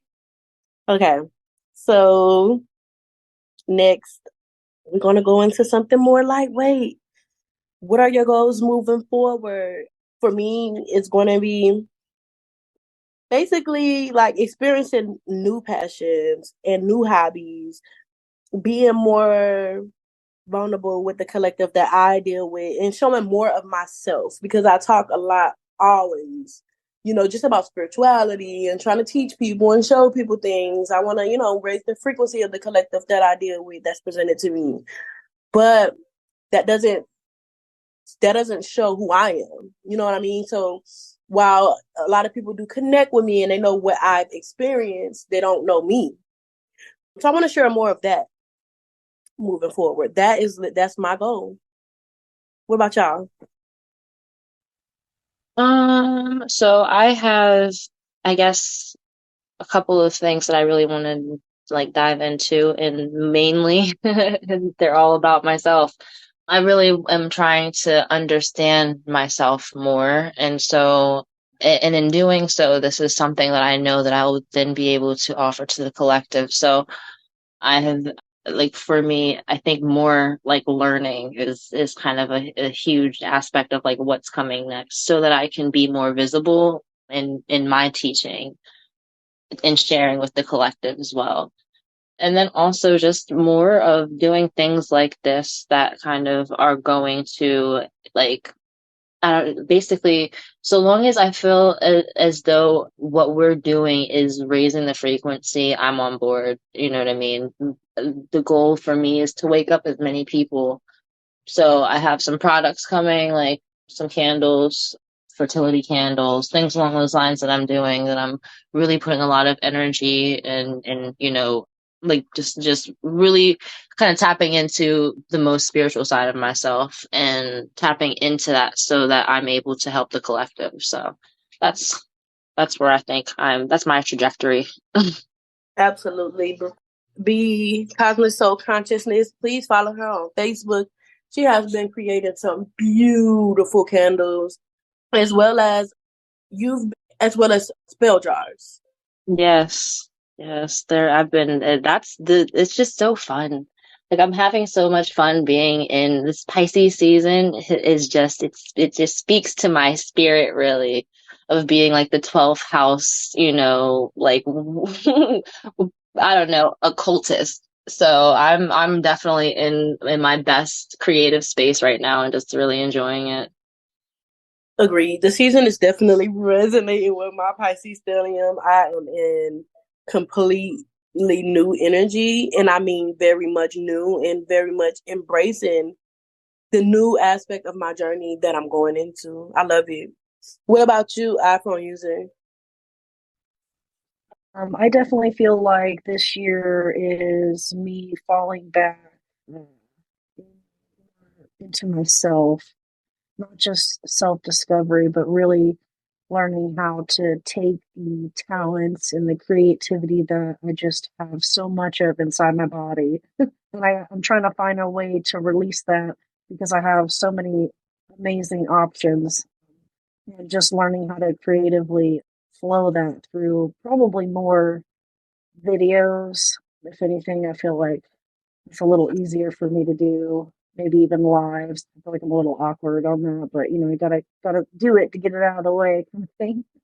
Yeah, And also, I would say, just creating like a good safe space, to where you can have those passions and creativities to be able to help, the collective conscious. I really want, the best for the entire world. And, it's amazing to think that, when I first started really learning about everything when I was younger, I felt helpless. I felt, how could I ever help anybody? I'm like, nobody's ever going to listen to me. People don't even listen to me now. People always call me weird. So, it's like I just was quiet for the longest time. And it was almost like anything I did think, it was looked down upon, or so realizing that now that people are, really seeing everything for what it is, it's really, it feels great. It feels like, even with all that solitude and being a hermit, it feels good to have, some soul sisters and brothers, and whatnot, and fam, to where we can connect and try to, raise that frequency so we can all be more loving and, peaceful in this world, because we are, with the constant stimulation, I think being so distracted, it also it exhausts people. So learning how to balance those things, learning how to love your body, learning how to love your mind, learning how to love yourself, learning how to not say negative things about yourself. Like I think earlier, Soul was talking about jumping off a bridge. I used to say that as a joke all the time, like, all right, I'm gonna go jump off a bridge. And then I was joking, but at the same time, I was like, oh, I shouldn't say that. That's so that sounds terrible, when you really think about it. And I think we all use humor sometimes as a way to, like, cover how you really feel inside. But there's shadow coming through. So also, shadow work is a huge one. I feel like I said, it felt like $1 million releasing some of those things, and understanding parts of myself that it's almost like, I think when people don't see, they physically want to see things. So that's why when they physically see it, they want to fix it. They think they can physically fix it, that they can see it with their eyes. But what people in the society doesn't realize is that what needs to be fixed is within, and it's almost like they feel like because they can't see it, that it's not there. Same thing with the mental disorders and the mental illnesses. I feel like even having those things, I feel like a lot of them are just misunderstood because they are higher intelligence. Even those, on the spectrum, they're extremely intelligent, but some of them have a hard time even explaining themselves verbally. But they're some of the most intelligent people I've ever met in my life, and some of the most passionate and compassionate and kindest souls you'll ever come across. So I feel like definitely being more understanding for others and ourselves, because that's the next step. And, the higher consciousness is really, as you said earlier, you are me, I am you. So if I want that behavior, if I want to see the change in the world, I gotta be it. Absolutely. Absolutely. I love that answer. And the next one is going to be, how do you envision your future self? So pretty similar to the last question. And for me, I just envision myself feeling more free, because I've created this huge platform only surrounding spirituality. Like I said, I've kind of gotten completely lost in just this one aspect of who I am. So feeling more free and open to do other things, you know what I mean? While also still feeling like I'm connected to others in a healthy way, and also feeling less restricted, as well as allowing myself to thrive more in my creativity. Because again, I felt restricted only within spirituality, to the point where this is the only place my creativity has gone for the past maybe 2 or 3 years, into creating, cute, not just cute, but spiritual products, making my intention oils and whatever it is, that my spiritual baths and whatever it is that I've been creating, it's only been in one aspect or one area of my life. And no, like, get back to Tierra. So for me, I envision my future self as not really just getting to know me, who I am now again, but having more acceptance, the fact that I am everything. Yeah. I'm not one thing, I'm everything. So that's what it is for me. Yeah, I think that stands for a lot of people, honestly, in the collective, especially with kind of the age of Aquarius coming into light. So a lot of reclaiming of self is in general, like, and this is me not just speaking over the collective based off of the cosmic transits and whatnot. So like that is, I mean, the energy that you're feeling is energy that a lot of people are experiencing, and it's going to play out in a host of different ways. And for me, I think very similarly, just getting back to the most authentic version of myself so that I don't have to question anything outside of what I feel is right. You know what I mean? And I think that, like, relying on intuition is like going to be just being able to rely more on myself is where I'm heading, I think. Just so that I can like help the collective, right? I feel like I have this goal that I have to accomplish, or this thing that I'm close to obtaining, you know, the key to, but the key is inside. So I just got to keep digging. So that's where I'm at right now. Absolutely. I love it. Sound like we are trying to get back into, and I wouldn't necessarily say getting back to self, because I everybody who listening, when you hear this, in my perception, there is no self. Okay, to a certain extent, there is. On this material realm, there's self that you have to identify with in order to be an individual, in order to, you know, be a part of society and everything. We feel the need to like form this identity, but to me, I just feel like that is things that you relate to. It's not who you are. So I feel like getting back to, it's not getting back to self. It's more so getting to, I want to say individuality, but I know it's another word for it.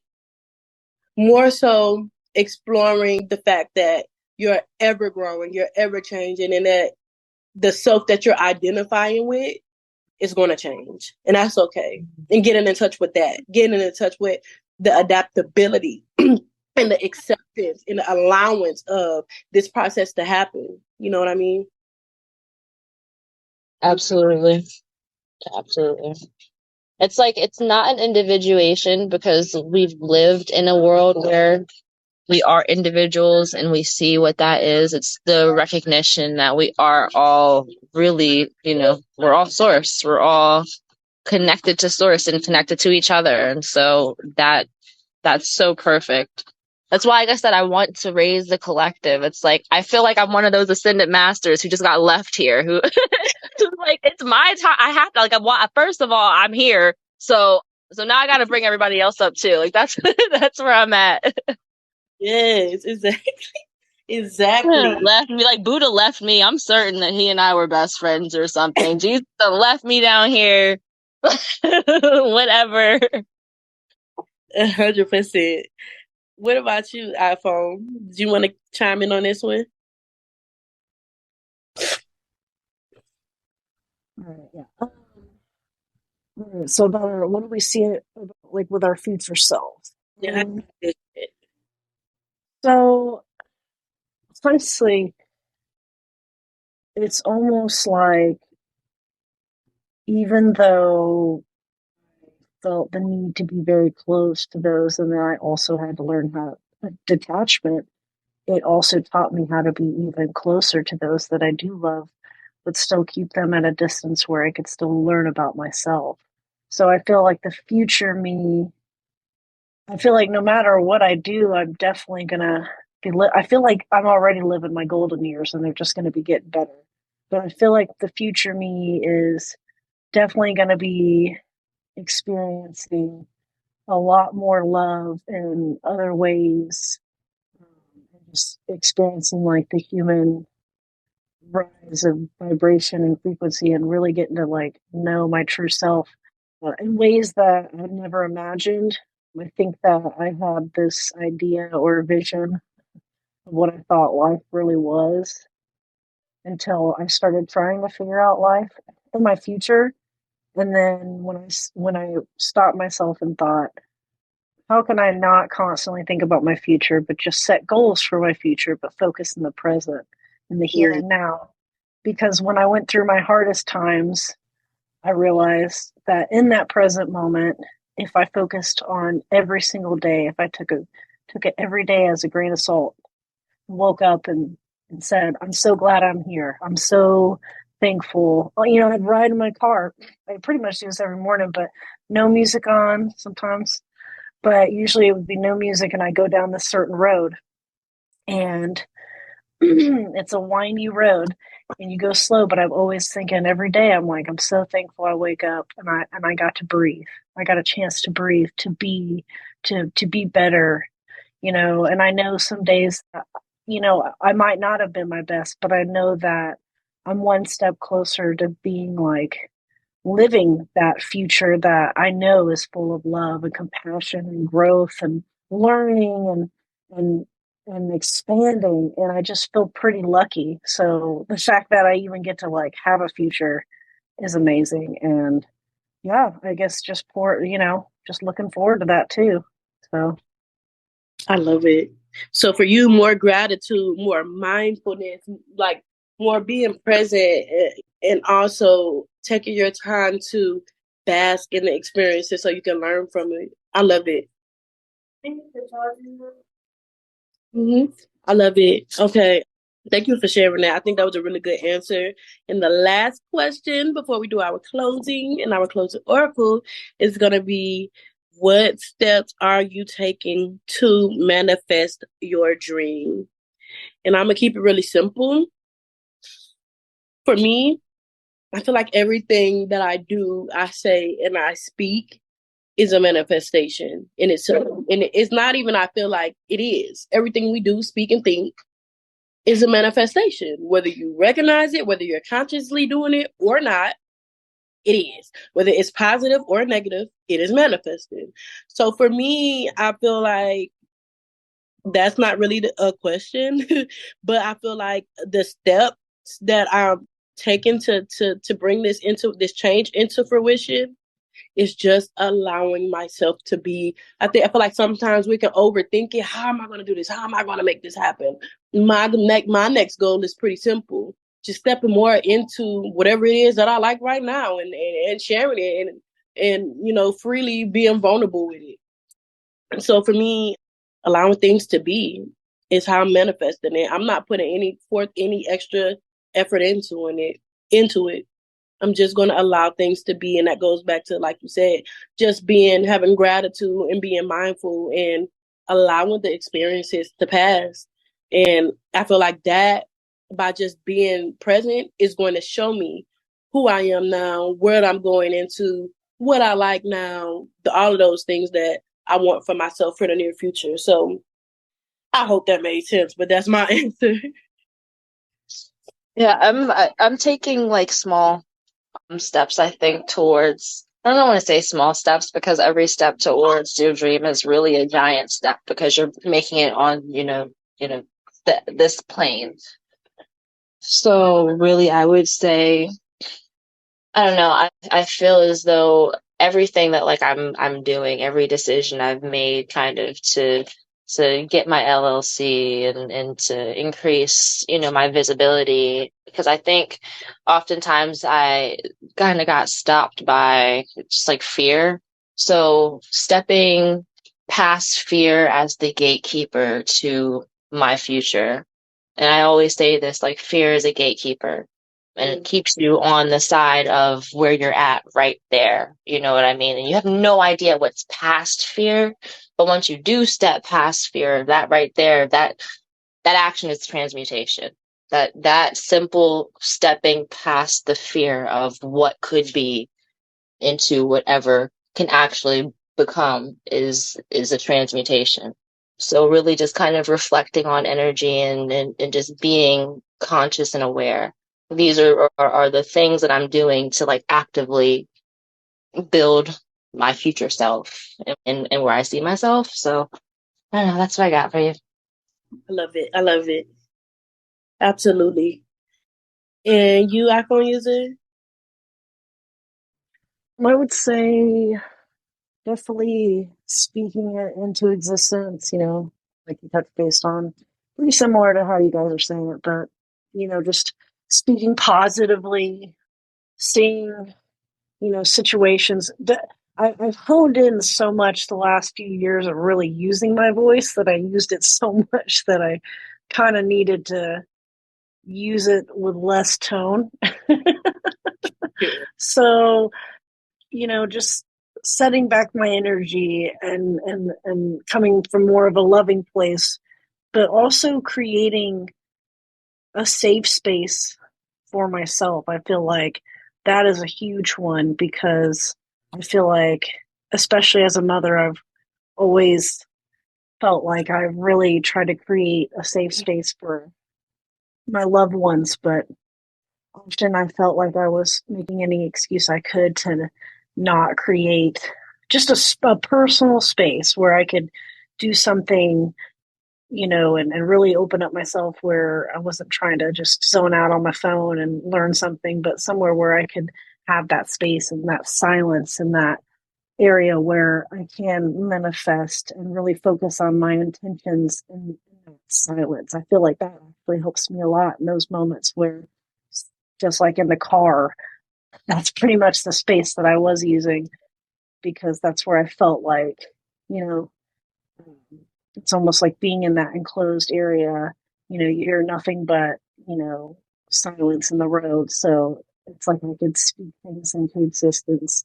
And that's where I would do my manifesting, or I would lay down and do some Reiki and manifest as I was laying there and trying to heal myself. So I feel like having one where I'm not driving, but sitting there and just being able to be like in a place of comfort to where, you know, I can really create that. So I feel like, yeah, that's just another type of manifesting, rather than just speaking it into existence, but also using my other tools as well.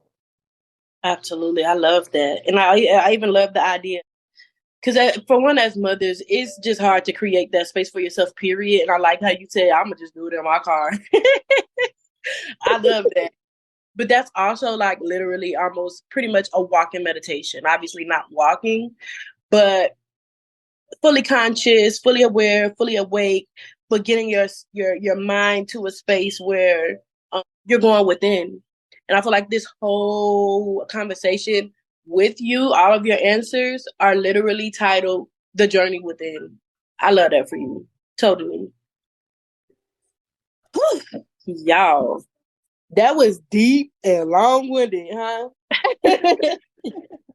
That was deep, but I mean, I enjoy every bit of it. I love that it was a small group, especially for the first one, because I feel like some people can shy out and get scared, not knowing what to expect. So being able to have it up and being able to have people listen, or to maybe give them the courage to join the next one, or even just to, gain something from what we said, from our experiences and everything.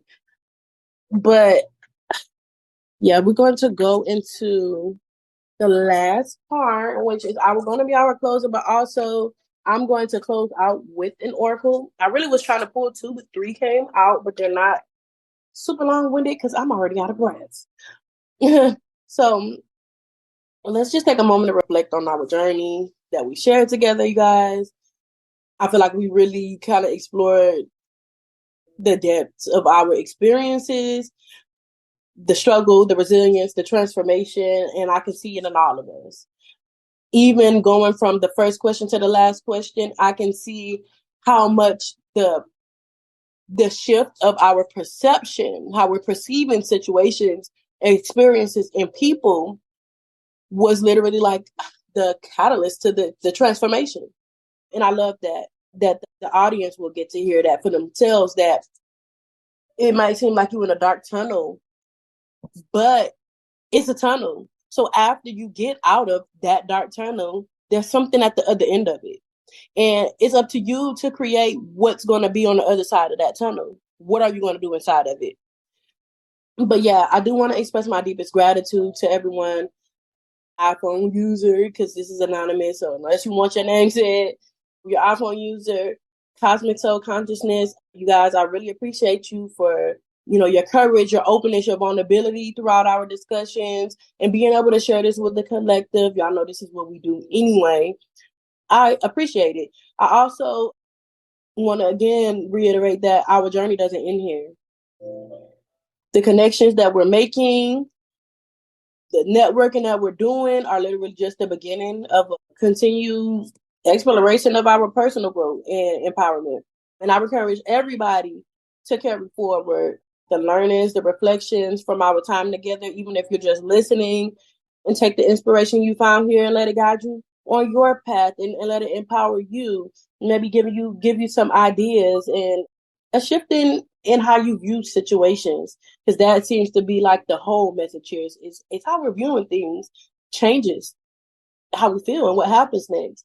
So, but let it guide you on your path towards fulfillment and abundance. Remember that you're not alone. There's always somebody you can reach out to. There's always groups. We do have Spiritual Goddess Circle on Facebook. There's an abundance of resources. So just be mindful that there's always someone. You don't have to go through things alone. And before we part ways, I'm going to go ahead and get into a closing oracle message. And once again, I do want to thank you guys for your presence and authenticity. The first oracle I pull is crazy because it's deliverance. And it's the Goddess Oya from the Dark Goddess Oracle deck. It's just so much correlates with this. It comes with a little poem. Death, destruction, woe, and loss, deep despair amongst chaos. Withstand the storm to be free. Deliverance is liberty. By the power of the dark goddess in me, protection in place, blessed be. So it says turbulent, unsettling times reach a climax, heralding the end of something major in your life that you can no longer avoid. Take Oya's hand now as she blows it all asunder, scattering the debris of the past far and wide. Oya will ensure no hint of the difficulties remain and lead you through this time of death and chaos to something new. Deliverance is her gift when you face death in all its forms, for without death, the cycle of life would cease to exist, and we would cease to be, and all that you have yet to experience will not have the space nor opportunity to manifest itself. This African goddess of old is to be welcomed and treasured, as her presence now is the stimulus you need to move forward in your life. Trying to take on this immense force of nature or fight against it will prove your undoing. Learn this lesson now, and what awaits you will make it worthwhile. Okay? So the foresight here is a house move further afield is likely. Let go of old patterns and behaviors. A job is coming to an end. A death changes your outlook. End an unhealthy relationship. A birth in the family is announced. Take a last minute holiday to somewhere unfamiliar. Don't be afraid to ask for help. And last but not least, Oya revealed, she's the archetypal reaper of African origin. She symbolizes the first and last breath of life. This deity of immense power and influence was linked to both Nigeria and the Amazon rivers, yet more often than not, it was the fiercest of winds that heralded her presence. She was the compassionate guardian of the unborn, who after death she delivered to the other side. Now, this literally is a lot of what we talked about, literally, allowing the ego to die, the rebirth, the coming into a new frequency due to the shift in perspective. And it also followed up with this oracle, which is called preservation. It reminded me of the death card because it got a skeleton on it with the hood, but it's holding the world. But these are really quick. And so it says, a dream is dormant, not lost. The reticence to accept something positive, a slow awakening to love. It is okay to take your time. Emotional barriers, self-preservation may have become self-sabotage. Reject an opportunity due to fear or anxiety, and the dismissal of kindness or a doubt over someone's intention is unwarranted.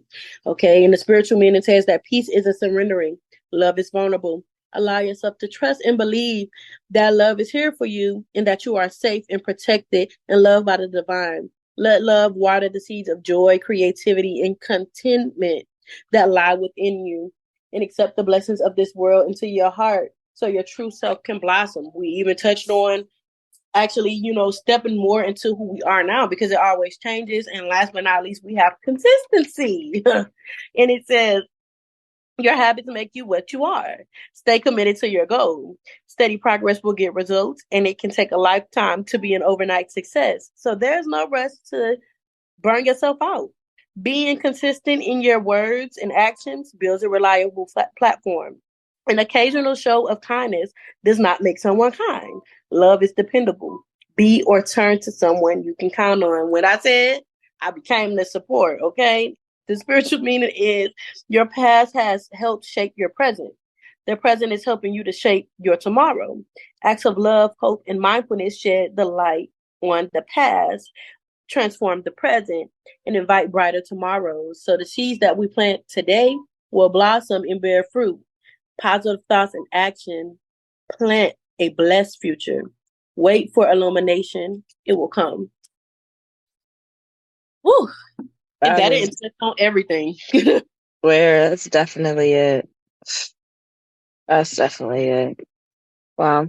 Thank you so much. Of course. I enjoyed it. Thank you, ladies, for tuning in. And the podcast, the YouTube video, it will be up in a couple of days. I really appreciate y'all. This was fun. This was fun. It was a good time. Definitely, I enjoyed it, and I love how it closed out. Spirit always on point. Everything was exactly what I thought it was like put on. I'm looking now at the pictures that I sent of what I pulled prior, and it was I remember, soul plan, the fated life versus the destiny life, and that speaks about perception, and then trust the timing. Like, are you serious? This is definitely this is it. All in alignment. Mm-hmm. Well, that was the confirmation that the collective needed right there. Okay. That was it. Yeah, close it out. I will be posting the link and the Facebook page of Cosmic Soul Consciousness, so y'all can go ahead and follow her. Yes, follow. We're trying to get it up. Run it up. All right, ladies. Y'all have a good night. Thank you. Bye. Don't forget to like, comment, and subscribe. Let us know what you think of this episode. See you next time.